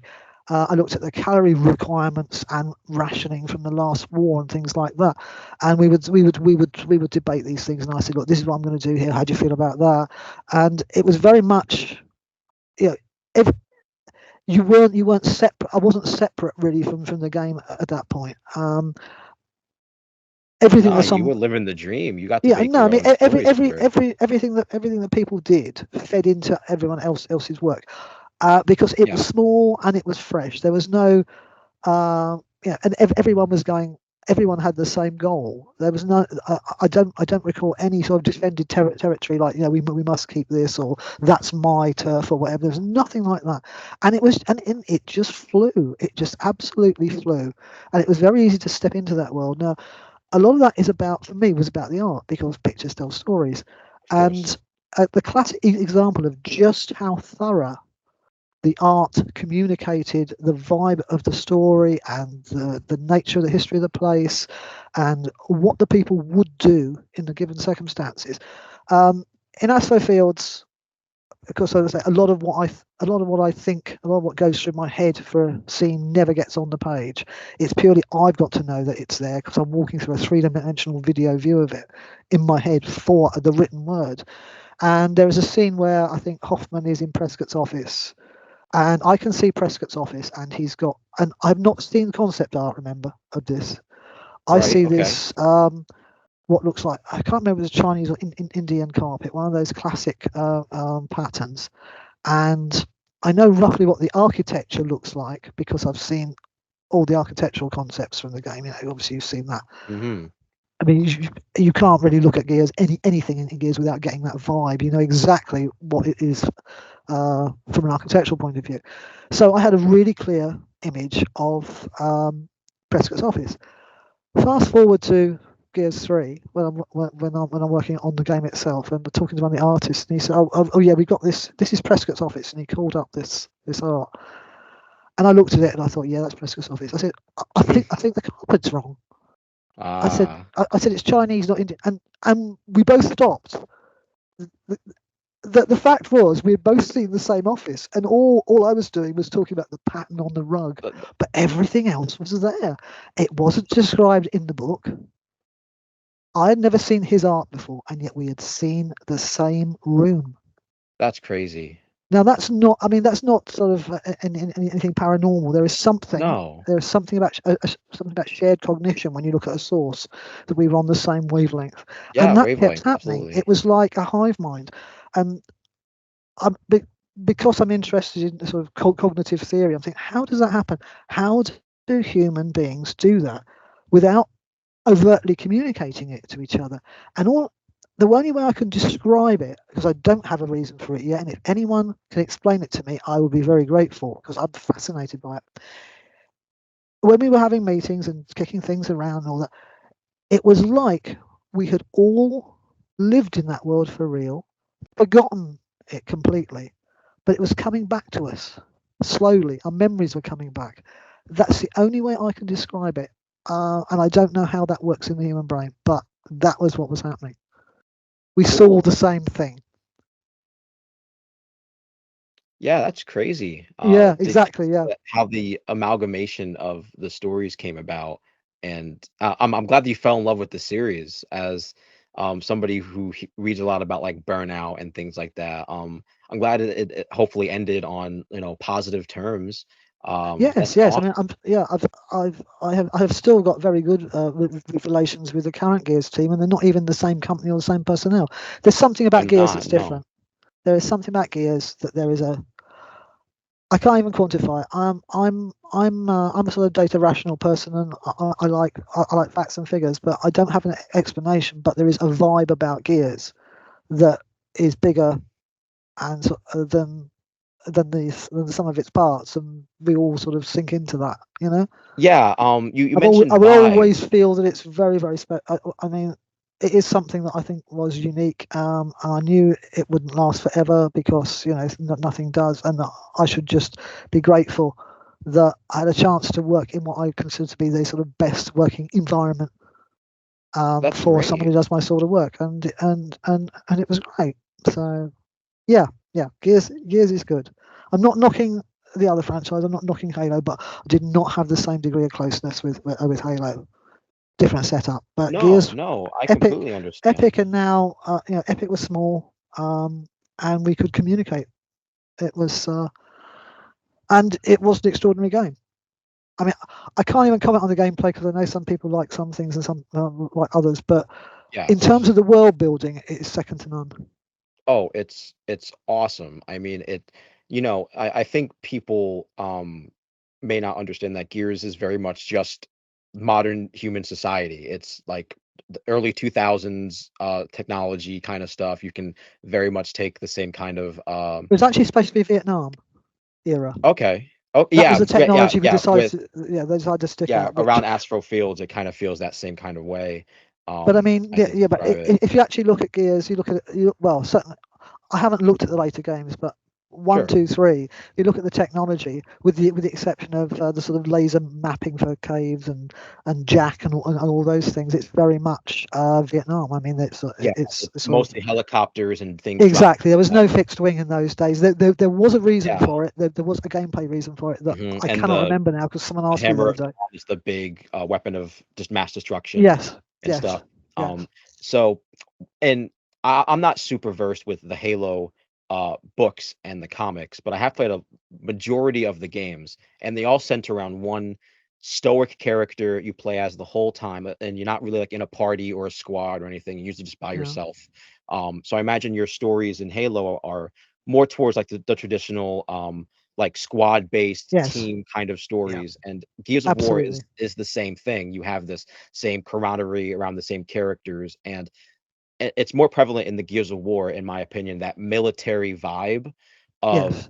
there are people who it's like a like a Russian nest doll of like your friends and family of like you're in a squad, you're a person, and these brothers are as close as you're going to get to people. Yeah. And then the outer Absolutely. shell is like anybody in the military is your brother, no ifs, ands, or buts. Yeah. And then there's people like adjacent, and then your family, and it's like a nesting doll of like what Yes. you consider Yes. closest to you. And Yes. Gears of War has that to a T. One of my favorite moments of the books itself, because you don't get this in the games, was when it's Hoffman and Prescott talking at some point during the slab, and they mention their perspectives on like where they've come from, because they've Mm. known each other since like actual war with humanity, like during Astro Fields when they're fighting just Yeah. humans themselves, and the kind of decisions you have to make when it's not just attacking someone you consider the enemy, even though you're them yourselves, but they draw parallels to the locusts in which is the big villain in Gears of War, are just monsters in their eyes, Yeah. and no matter what they do, it's justified for humanity. And the kind of decisions like the Hammer of Dawn strikes and a Yeah. whole number of kind of things, I think really tell just how these positions of power are Yeah. so stressful, Yeah. and Yeah. nobody's ever prepared for that. And Yeah. you Exactly. can Exactly. I don't know if you saw what was it? It was the Oppenheimer. Did you watch Oppenheimer, the movie? No, I haven't started that yet, but it's on my to watch list. Yeah, One of yeah, the coolest movies, and it's one of the most human movies ever, because it's just somebody who does something because they can, or they want to yeah, see if they can, and that outcome has changed the course of history forever. yeah, And then there's a moment in it which, as far as I can tell, is probably more fictional than anything. I wouldn't really know, but Oppenheimer's standing there trying to press the button and his hand is shaking. yeah, And he's somebody, at least portrayed in that movie, he's somebody who seemed as like very stoic. He's very like firm in his thoughts. He would be ready to press the button immediately, see what happens. But he seemed pretty like negligent. It was portrayed very well, and to have that kind of like Prescott in Gears has the same way. He comes off as somebody who's at first in the games has no remorse. Like he has no remorse for the situation that he puts Gears in within the games, or any like people within the world. To a degree in the games he doesn't have that, yeah, but you get a much more human perspective yeah, of him in the yeah. books.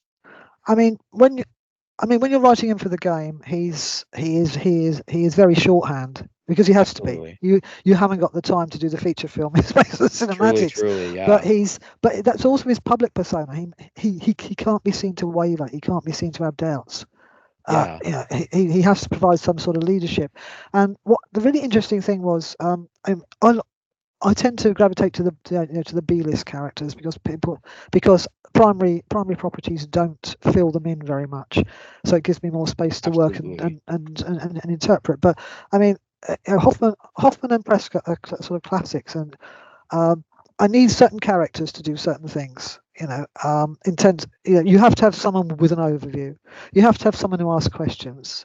That happens naturally in human society, so you're not shoehorning that in. But Hoffman in the first game is, I mean, he is a bit of a dick. Let's be honest. I mean, all you actually see him is abandoning Marcus and that sort of thing. And Yeah. I had this You get a conversation. lot more context in the slab, That's of it. course. That's it. I had a conversation with Mike Capps, and I said, I'm not sure Hoffman is entirely like that. Do you mind if I really explore that character? Because one, he is the continuation in the same way that Bernie is. They're the prequels. Sorry, they're the flashback stuff. They know the whole Yes. history of this, and they've known these people all their lives, on and off. So to me, they were important to tie the story together. And and Mike said, yeah. I mean, we know there are loose ends there. Knock yourself out on that. And ditto Prescott. It's like there were so many gaps that I could say, I think we need to do this. I think we need to make that character that. And Hoffman in particular, again, it came from the art. The guy who did the concept art and did these magnificent portraits. I said, I wanted Hoffman because that is the face of a guy I want to interview. His entire life's in his face, Cool. and the guy, I think the artist had, I can't remember it. Originally, he was inspired by the face of someone that his dad knew, and it was that lived-in face. And I thought, right, Hoffman. Yeah. Hoffman isn't a monster. He isn't stupid. They're at the end of war upon war upon war, and then Crisis and E-Day and all this. He is still alive, but he's effectively frontline. So he isn't stupid. He hasn't sat at a desk all the time. He is a proper soldier. But how does he deal with this? Because he's gruff and all that sort of thing. So this character started to emerge in my head, and that's the character that I went with. And he's another one who's had to do terrible things to save the people he cares about and his soldiers. Absolutely. And of course, he ends up, he ends up losing his wife over his decision. Yeah, that's terrible. Massive price. Yeah. To pay. And Prescott, to a certain extent, I thought, okay, I mean, obviously I've known a lot of politicians. The current crop are not as intelligent as the older ones. No, so they haven't been through as much, and they haven't had other jobs. They have not, you can see the caliber of politicians has plummeted in my lifetime, and that isn't just because I'm very old and everything seems worse. No, but I thought, okay, we got Drew. Prescott.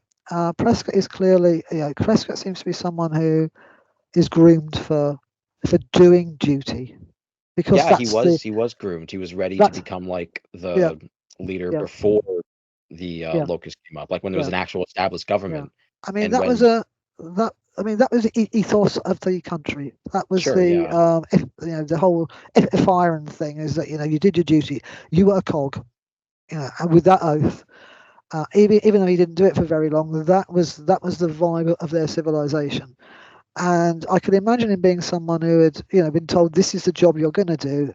He's a little boy and he's packed off to boarding school and he's groomed as a future leader, and he might have been entirely different. And there is still that entirely different man beneath. But when I looked at his tactical choices, because he never gets to, there are no strategic choices he can make. After when he died, there is no strategy. It is all react, and try and find out what the hell's going on really. And I looked at his choices and I thought, okay, you do this, you do that. Say he's got Hoffman because Hoffman is to become director of special forces, and Prescott has no choices. They're all bad. They're all bad. They all mean a lot of people die. And the only thing that is different in those choices is he doesn't know how much worse the Locust situation is going to get, so you stop them. You don't assume they're going to run out of steam. You don't assume that they're going to suddenly go, oh, sorry, we didn't mean to do that. Let's all be friends. He just has to eradicate them. And if that means taking out a few other cities to save the world, because it doesn't take long for them to find out that this is happening right across the planet in various places, depending on the geology. Yeah. The man had no choices. He was... he was just damned whatever he did. And I at the end of it, when I stepped out of the characters and looked at it as me, because sometimes that can take a few years, but Gears being what it was, it is very odd that it isn't the same as doing a novel and nothing else. When you're doing all the different media and you're in on the recording sessions and all those sorts of things, because the great thing about Epic was they let me do everything. It was like, do you fancy doing this, copy for them, for this box of merch? Do you fancy doing this? Do you want to do that? All the different bits about making a game, and I regard it as my sort of university of game making because I wanted to try everything. I was so fascinated by it. But when I step out of those heads of those characters when I write the novel, and you look back on it, I feel so sorry for Prescott. He was You doomed. have to be. He was doomed, poor man, and so upset for Marcus. I mean, the interesting thing about Marcus was someone told me that that this had changed in some of the later stuff, but so the one rule you've got, you can't have Marcus's POV. You can't see anything from Marcus's point of view. You can't go inside his head because he's got to be that sort of ambiguous character for the player. And I thought, I don't know. Right. That So, seems I mean, like a that was disservice to the character. I mean, that was their rule, and I thought, blimey, I'm stuffed because that's the only way I know how to write. But I thought, no, this is good for me. I can learn a new skill here.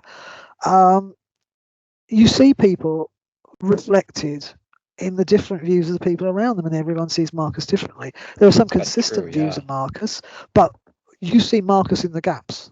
You see what he is from what he does, and then you see what other people think of him. And you're constant, and you can't. I couldn't come away from that at the end of that without thinking what a tragic, broken, sad, lonely person he was. And the fact that he kept on going and that he could still give, it was extraordinary. I mean, the whole point about Gears. I mean, Rob Ferguson said it's a redemption story, that this guy's done something terrible and he's got to redeem himself. Mm-hmm. And yes, there is that. He does feel he's got to redeem himself.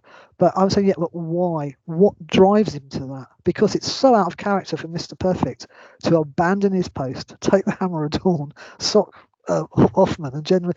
I don't think this level went in the game in Gears 3, but I wrote extra levels that we didn't end up using. Because we were just turning stuff out because they had done all the work, and we got this battle and that battle, and there was stuff. There's always stuff that ends up on the cutting room floor, so to speak, because you just can't have it go on forever. And of course not. So I said, you don't mind me taking that out and putting it in the books, do you? They said, no, not knock yourself out. We can't fit that particular level at the scene or level in. I mean, that happens.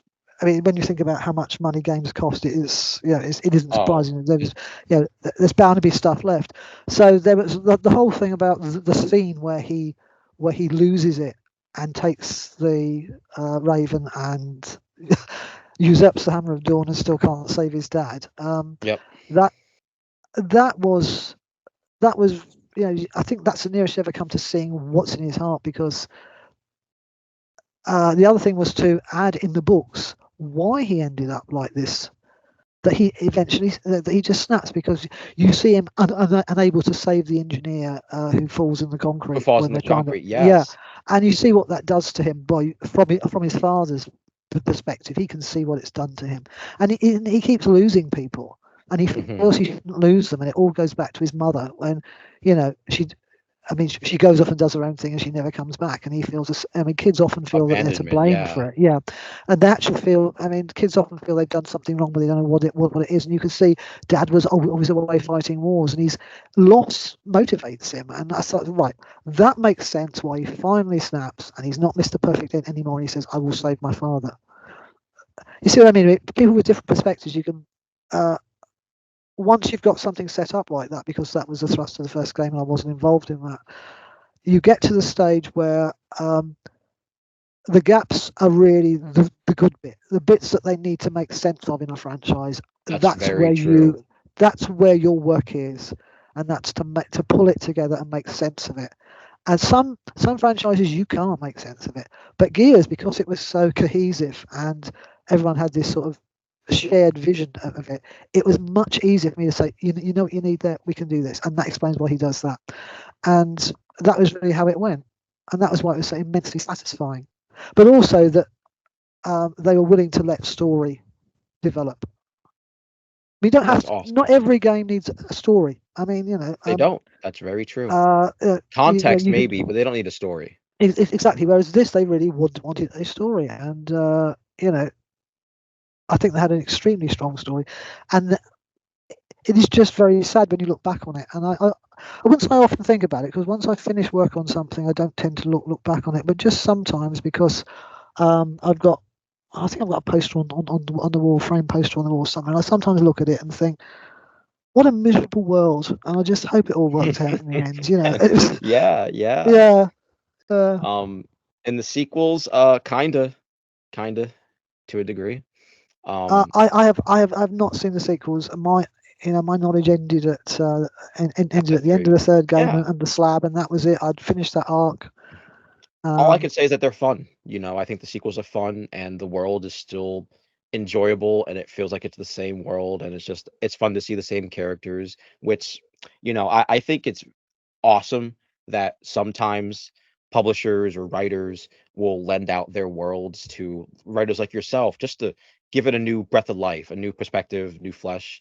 Um, and obviously you contributed to it in a massive degree. I mean, I think some of your original characters even got featured in the games later on. Yeah. Um, Yeah. I think specifically, Jace was a original character from the comics and stuff. No, Jace wasn't mine. Jace was Wasn't Josh yours? Okay. Ortega's, I think. Okay. Yeah. I just know what they put on in the multiplayer. Yeah. But by the time Gears of War, or by the time I was a fan of Gears of War, the second game had already come out. And when I played it, the perspective of Marcus is already set. Like, he is already within the slab, and he's taken out by Dom, and then he's back in the service. And Yeah. like we said, Hoffman kind of puts on a face where he has to be really oppressive to Marcus, just based on his previous actions that we don't see in the game. And when I was playing those games at the young age of like 13, which you shouldn't be in this country, I think you gotta be 18 to play those, but I was like 13. So I was thinking to myself, it would have been really cool to see what would have happened, because when I look at this guy, why was his father in this position to be attacked, or why did he leave his post and let his friends die? Because this is a guy you wouldn't expect it to happen. He would fight Exactly. like tooth and nail to the end. So the fact that years later you come out with the slab, and it provides the full loop context, in my opinion. Like, it brings the entire story full circle, not even just Marcus, but Hoffman and Prescott, Dom. I think the entire cast of Gears is done a lovely service with your additions to it.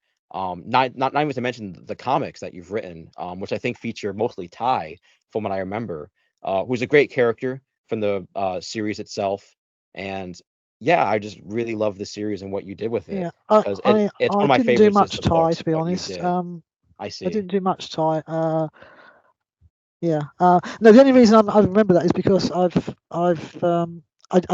had to go through the trade paperback, because I was sending a reader a freebie, and I went through it thinking, I don't remember writing that. Yes, I did. Oh yes, I do remember that. see. But there's the Pendulum Wolves bit, which is Dirty Little Secrets, and then that continues into the timeline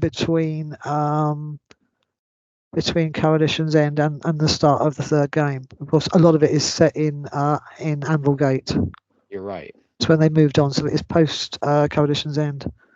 But there is a lot of background about Adam and Hammer of Dawn, and how they end up on Azura and all that. See, that's the other strange thing. See, got to mention this, because I haven't told anyone else this. This is the whole hive mind thing about how we thought were the same. I did not know about Azura. I knew roughly. We knew roughly where we were heading. Very, very roughly, that Adam is not dead, and bad things have to happen. But I was looking for a name for a class of helicopters, and I just Azura. Let's go for that. And, that's funny. And when I sort of turned to someone and said, "We haven't told you about this, have we?" I said, "No," and they said, "Well, the name's taken, and here's why, because that's what we're calling and that." Here's why. And it's just like really weird, really, really weird. And bear in mind that most of my communication with them was by email or phone. I didn't start going over to Epic until actually working on site And it's kind of Um, similar to your rug till the third go. Yeah, idea exactly, with exactly, Prescott. exactly, exactly. It is really strange. Like I say, if there is any cognitive scientist listening to this podcast and they can explain it to me, I'd really be grateful, because it is just so weird. And I do not believe in telepathy because I don't want to believe in it, because your thoughts have got to be your own. But I'd love to know how it happens. I'd love to know how that shared vision happens. You know, I am a big poker fan, and I wouldn't say it's telepathy, but like mind reading or reading somebody, like we're definitely getting there. You know, like our brains are definitely kind of wired to a certain degree of that in a Yeah, way. Um, yeah, I don't know. I'm just a big fan. I had to mention poker in some way. yeah. I think we actually read non-verbal. I mean, most of our communication is still non-verbal. Nonverbal, absolutely, truly. Yeah, Um, yeah. Karen, I do think I've taken up enough of your time. I want to say thank you for appearing on my show and allowing me the privilege to speak to you. Now, Yeah. I will say I'm going to provide a link to your blog so everyone can find your entire bibliography and what you're up to. They can follow Yeah, your because I've got newsletter new as well. books out. Don't forget, I haven't been You doing. do. Yeah, I want to I talk haven't been about. doing franchise work for a long time, and I No, need of to course read. not. So And I will say your original work is phenomenal. City of Pearl, I have to give a shout out, is one of my favorites. The ideas of its like environmental culture. I think you touch on a lot of environmental stuff in City of Pearl. That's my favorite topics you have on there. Like the eco police. I wish you fleshed out a little bit more. Was oh like yeah, the kind of yeah, actions with that. Those were very, very yeah. interesting. But And Karen that Travis is also the author of the Ringer and Nomad series, which if you would like to talk about just a little bit, because I would love to get into those as well. yeah. The Rothschild series, the 6 books that start with City of Pearl, that is a Yeah, litmus yeah. test, and that's all I'll say. If you ever want to talk about that in the future, I'll tell you why it's a litmus test. It's taken me 20 years to realise that it is a litmus test for people. I didn't intend it; it just happened. Sure. Ringer is a techno thriller because I have tried to move across into thrillers because I felt I was getting stuck in science fiction. I see, I see. It's still very sciencey. Uh, and the thing is, with the way the algorithm works on Amazon, is that all your science. It used to be the holy grail of publishing. If you could take your readers with you to a new genre, that was terrific. Now, if you Right. take your readers with you to a new genre, the algo just says, "Oh yeah, all those science fiction customers are buying that. This. Let's show this thriller that they're buying to other science fiction customers." So they never see No. the thriller readers, which is a shame. But there you go. That is the joy of having AIs running things. Yeah.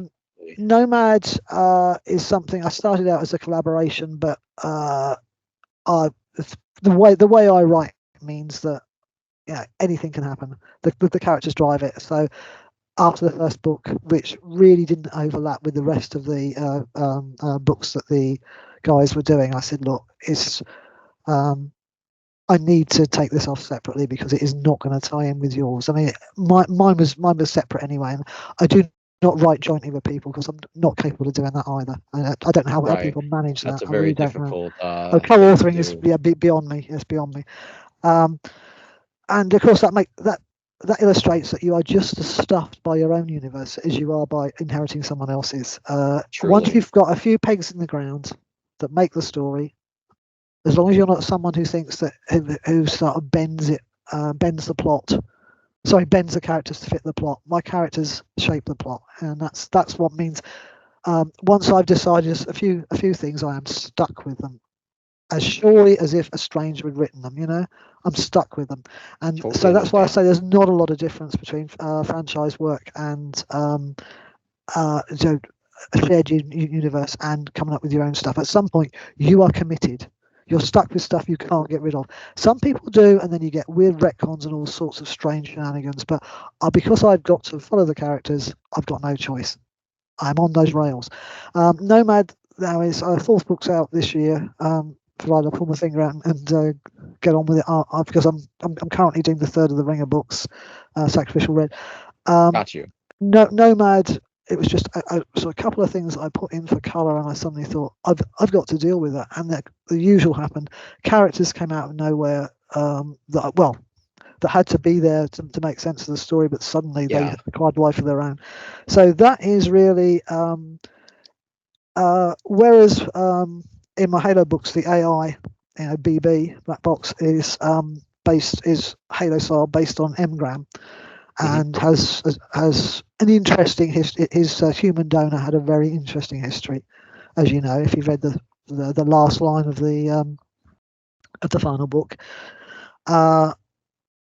The AI in the Nomad books he's an ethical AI, and he's been designed by a guy to make the decisions about to decide who is the best of humanity and should be saved. Oh wow. And this is Solomon, Topical. and well, it Yeah. is because and this was a few years ago. Bear in mind, the first book was out in 2019, so Yeah. the collapse and the diseases and all those sorts of things. My failure cascades are thorough because I did some time in emergency planning and in a previous job, and I know how to do it. I know how to do a sort of disaster cascade, and it all Yeah. came and it all happened. But the thing about the AI is that he's ethical, and he's learning what it means to have to make very hard choices, real ones, because he could do them in exercise. And decide who That he didn't sounds save. But when he awesome. has to face it, it's actually very difficult. And because he's got this rag bag of people, and he decides that the people who he should save from humanity are not the people who would survive in what was it 2012 the movie? You remember that? Yeah. Remember who they? Yeah, it isn't the 2012 cast of people. It's much more.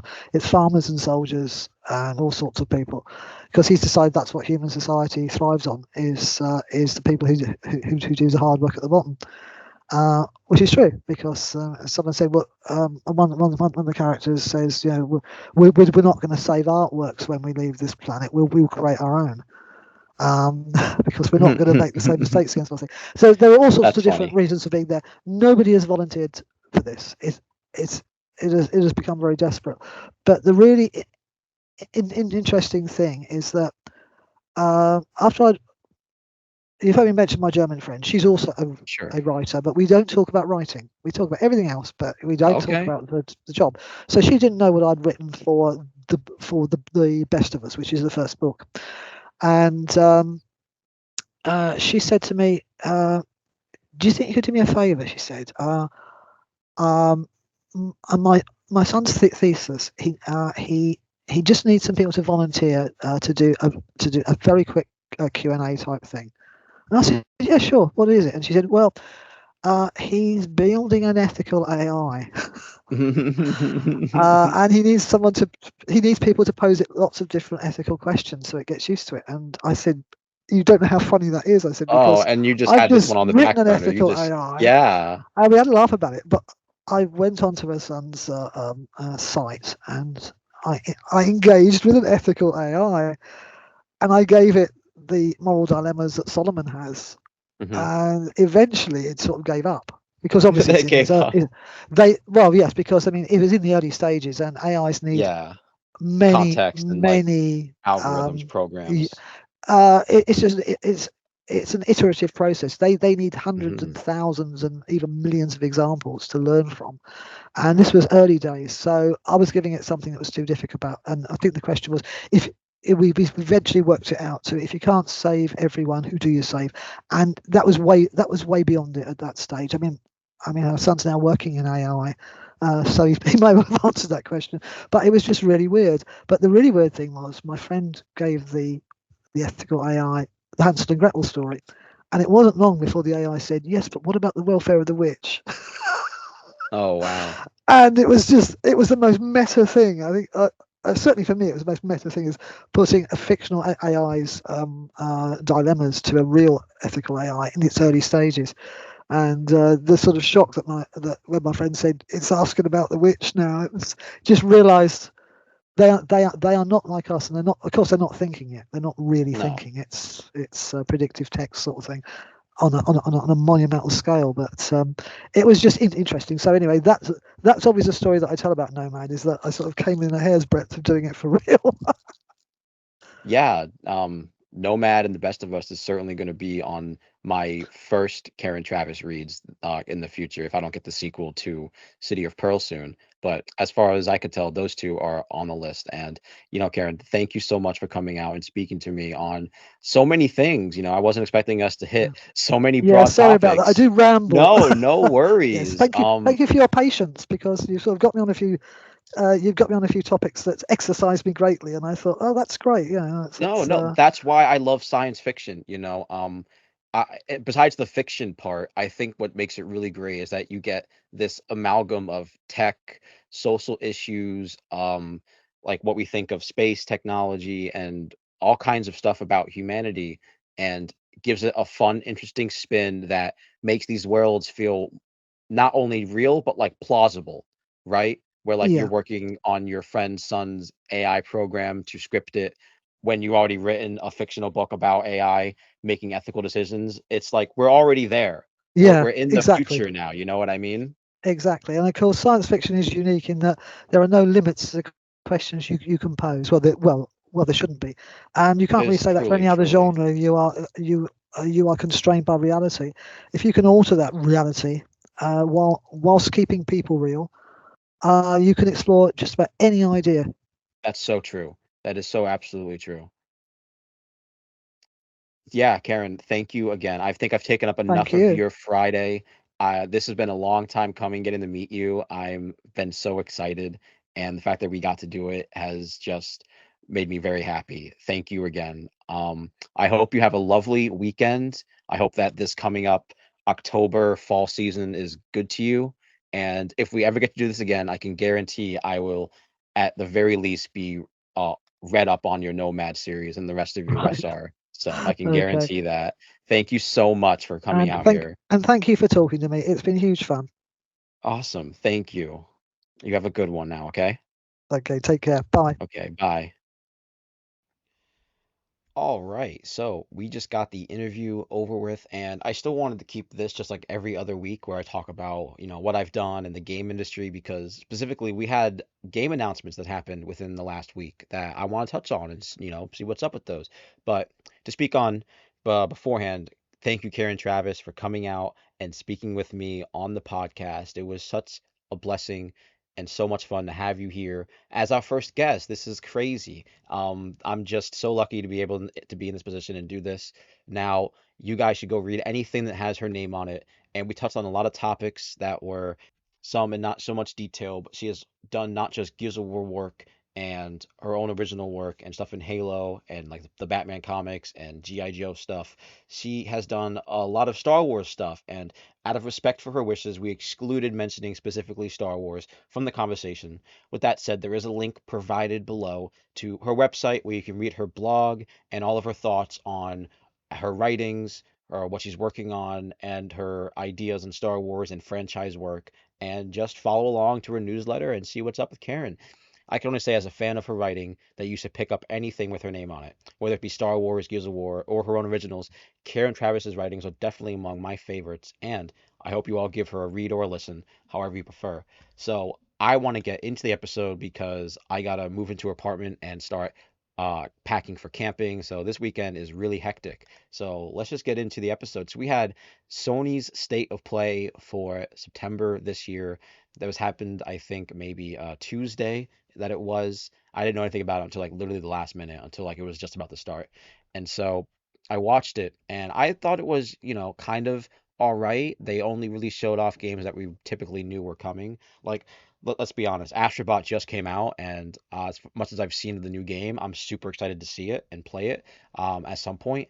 Now, Ghost of Yotai is a sequel to Ghost of Tsushima. We all knew this was coming, but so soon, especially right after the Assassin's Creed samurai game that's coming out was recently just pushed later on into next year, February. I just think it's probably the best time for them to put this game out. It looks great, but it's just a sequel. It's not a newer game specifically.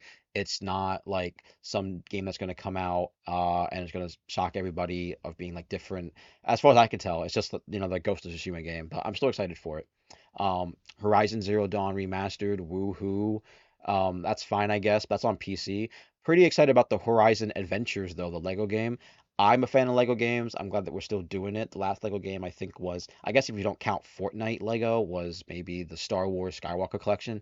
But, odd crossover with Lego and Horizon, but, it is what it is, and I'm here for it. It looks awesome. So, obviously, the PlayStation 5 Pro got some details throughout there, and, that's just the PS5 console. I don't really care. Now, Alan Wake has another expansion. I think it's maybe free to play. It's called the Lake House. I didn't play the first one yet, but maybe sometime in October I will definitely do that if I'm caught up on a majority of the games that are coming out because we have a lot of things coming out very soon. And there are some things on the Veilguard, which I've talked enough about that. Dynasty Warriors, cool that we're still seeing Origins be coming out, which is great. I never really played one of those games before, but it's nice to see a game that's still, kicking strong to their fan base. And then some small titles like Fantasian or Fear the Spotlight. They all seem all right. There was a Fortnite commercial, VR for Hitman. Soul Reaver looked pretty cool, and there was a Metro Awakening VR. And then Monster Hunter Wilds has been getting a whole bunch of stuff. They even had stuff at Tokyo Game Show we'll talk about soon. Power World. Now, Power World's interesting because that's on PS5 now also. That just got like a trailer. And it's being sued by Nintendo. So rip Tencent. I don't think it's Tencent. I'm sorry. I don't know what Pocket Pair. I think it's Pocket Pair. I don't know why it's a Tencent. So yeah, I think it's Pocket Pair. Yeah, it's Pocket Pair. Okay. I just said that out loud. Stellar Blade is getting a Near Automata um, expansion or crossover DLC, which is cool. I never played Stellar Blade, but I did try out Near Automata, the newest one, and I liked it. So I don't know. I've been hearing good things about Stellar Blade. Maybe I'll try it when it's on like sale. The Midnight Walk seems cool. That's like the anthology game that I think is coming out. Um, there's another Turtles beat 'em up expansion, and then obviously we had Sonic and Shadow Generations, which is cool, cool. And that's about it, for Sony. Now, see, I don't think this is a really good state of play because they don't have any game besides like Yotai that's really a PlayStation specifically exclusive game to promote your hardware. Like, yeah, I guess Astrobot is there. That game is out now. You don't have anything specifically for the future. It's just kind of like there's no like Wolverine Insomniac game, or the most egregious blasphemy in my opinion is no Ape Escape. What are you doing, man? Where's Ape Escape? You can make that so good. You can make a modern Ape Escape game be a 10 out of 10. You so could. I could make that game. I want that game. Like, why aren't they doing it? It's wild. So that's Sony. They seem to just be doing whatever they want, and they don't really care about how we get affected by it or anything. But it is what it is. So for Tokyo Game Show, some pretty cool stuff. Now, specifically, I want to talk about how Monster Hunter Wilds looks great. I did try World. I didn't get very far into it, maybe about 10 hours, and it just wasn't like my kind of game at the time. But I am seeing more and more of these games, and I would love to give Monster Hunter World another try before Wilds come out, which is pretty crazy because Wilds having a Rathalos Transformer skin or variant that you can fight within Monster Hunter Wilds. It's crazy. It's so weird. It looks like a Lego thing, but yeah, it just seems crazy. I'm definitely excited to play Monster Hunter Wilds in the future when it comes out. I think next year, February, and hopefully between then I can go back and do Monster Hunter Worlds and really give the game a try. I didn't really get to try out a lot of the bosses and stuff. Maybe a different weapon or fighting class or what have you. I'll definitely try and give a shot. So also, they announced that there's a StarCraft 1 and 2 remaster and no mention of like a third game. Like, what are you doing? Like we don't want a remaster of these older games. I think they just make a new StarCraft game. They don't, it doesn't have to be like RTS, but maybe it could be like a still tactical game in some way, maybe like an RPG or something. I really wouldn't know, but maybe in the world of Warhammer and stuff, the futuristic grimdark stuff doesn't cut out. But I never played StarCraft. It's just a game that I think is pretty popular, and it seems like people really want more of it. And it just seems it's cool that they get remasters, but it's not a third game. People have been wanting the third game forever. So yeah, that just seems cool, but not really what people were looking for. And one of the biggest takeaways that I will say from Tokyo Game Show was the Empire of the Ant game. I think we've been seeing it the last like 2 years or so, but it looks great. I am all about bug games and giant bugs or just bugs doing bug things like killing other bugs and shit. I love it. That's definitely a game I'm looking out for. And yeah, that's basically it for Tokyo Game Show. They have some small titles like another Katamari Damacy game. It's called like Reroll, so I don't know if it's a remaster. It's yeah, I think it is just a sequel from how I'm looking at it. I haven't played the Katamari games in so long. I think there's a PSP port that I might have played, and that's basically about it. There's like Fragpunk's like a shooter game, which we all know how those hero shooter game goes. And then there's Metaphor ReFantazio, which is made by Atlas, the guys who do Persona and Shin Megami Tenshin. And that game looks awesome. I'm definitely looking forward to that. I got to remind myself to download the demo, which is out now, but that's a game I'm probably going to get maybe around launch, whenever. And yeah, I'm looking at everything else, and that's basically it. I'm not really keen on interested on any of the other games that were shown off. They had like Dragon Quest 3 remake, which is cool. And that's basically about it for Tokyo Game Show. So yeah, a lot of cool game announcements to happen this week. Now, this is probably the last game kind of showcase or anything we'll get until Game Awards, which I'm excited for. I'm gonna be hopefully doing something special for that at some point. But yeah, I'm excited for the Game Awards, and yeah, we're just gonna touch on some of the smaller stuff that I've been up to. I got further in Inscription. This game surprised the hell out of me. I thought it was going to be like a shorter romp. Like at the point of like beating chapter one, I was already, or act one, I was already about maybe 20 hours just trying to play it and beat um the cabin guy for the first time, and just it took me so long to do it. I was like, this has to be the actual end. But when you beat him, not only is there another game behind that, a whole act two, there's a third act, another game. There's three parts to this game, and it gets crazier and crazier. The cards you're using and the mechanics are just built on each other, and it becomes a far better game. There's even inclusion of found footage live action cutscenes that flesh out the story and make it scary and interesting. I was so shocked. This game is one of my favorites so far, and I'm trying my best to finish it while I'm in the Robotron like world. I guess it's like Act 3. It's where like you're in like cyberspace or whatever. And I'm loving it. I'm trying to get through that so that way I can get to the end and see what it's like. But this game just keeps throwing more and more at you, and I'm so happy that I got it through PlayStation Plus or whatever it is, and I got to try it out and hopefully beat it soon. But yeah, that's great. I'm a big fan of that game. I really want to beat the end and see what it's like. And for the other games I'm playing on, still doing Wukong, Black Myth Wukong, and so I'm still in chapter 5. Didn't really do much since I don't think last talking to everybody. This week's been a bit busy doing a whole lot of stuff. Um, what we did play was me and my friends, we played Dark and Darker.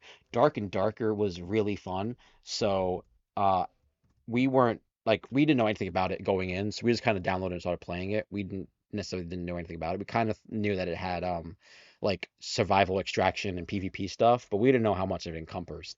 And by the end of like maybe 10 runs, I'm only like a level 11 barbarian, and my friends are just about level 7s or 8s of their classes. And this game is hard. This game is hard. You can't see shit. You have to time all of your attacks so precisely, especially like the barbarian that I played. You have to make sure that your attack connects. Otherwise, you just swing an empty and you might leave yourself open to attacks. You have to watch out like the enemy attacks, especially like melee. You have to get out of the attack of their range. You can even like do like diagonal swing attacks and stuff. It's crazy. Um, Pretty big bummer that the class slots are locked behind a tier buy of like buying a bonus pass or whatever. You only get one slot, so I'm only stuck on the barbarian unless I spend $30, which I won't do. So, Dark and Darker is pretty cool. I would love to play more of it. Gonna try at some point later on to just play more, but big fun, big fun. And Court Keeper, we were gonna play Court Keeper, but Dark and Darker is free. But I've been doing Court Keeper, and I got the wall to come down, and now I got 6 more bosses to fight. And this game has been so fun. I definitely want to sink in more hours into it. And yeah, that basically does it for the video games that I wanted to talk about. We can just get into the anime and manga. That's pretty much what it is. So I don't think we talked about Jujutsu Kaisen season 2 last episode, but I'll touch on it now that I'm excited to continue with the story. I would prefer to watch it whenever season 3 comes out, but I find myself compelled to read the manga just because I want to see what happens. I think the manga would be cool. And after Jujutsu Kaisen, we started watching Full Metal Alchemist, which has been really fun. We started Brotherhood for the first time, and it's been pretty interesting seeing this take on the story. So hopefully we'll get deeper into that and we can talk about it. But for the manga, we have been on part 8 of JoJo's Bizarre Adventure. This is JoJolion, and this is a bizarre one. This is an odd one. I don't know if it ranks in my favorites, but it's one of the more interesting ones because it has some really crazy stands like Do Re Mi Fa Sol La Ti Do, or um the Poor Tom, which they're dealing with right now. That's where we are. We're dealing with Poor Tom, and they just did like Urban Gorilla and stuff. And yeah, the Amnesia arc for JoJo has been really fun. Has one of my favorite characters, Rai Mamazuki, right now. When he pushed Yashiro off the ski lift, I was like, oh, this is getting interesting now. This is crazy. Yeah, it was fun. Definitely fun. And so yeah, we're definitely doing JoJo's, try and talk more about it by the time I finish it so we can get like our entire thoughts later on it. What is it? Josu as well is one of my favorite characters from this. His little side story with the money was really fun. Yeah, part A is one of my favorites. And so One Piece chapter 1127, I laugh every time I have to say it because it's just such an astronomical number. Came out, and this was a really fun one as well. It shows off, I guess, it's like Elbaf Island or whatever the island of the giants are, I guess is what they're on. But when I first read it, I thought it was like they were inside Luffy's head, like his cartoony Joy Boy head, and it was just very odd. But yeah, we're getting up in there. This is where the manga starts really taking its big strides, and I'm just glad to be writing it out with you guys episode by episode. So yeah, we'll talk more about everything that I'll be doing next episode. I really just wanted to get the interview out there. So for all of you listening, thank you for joining, and let me know what I should read or play or talk about in the future. Thank you for joining.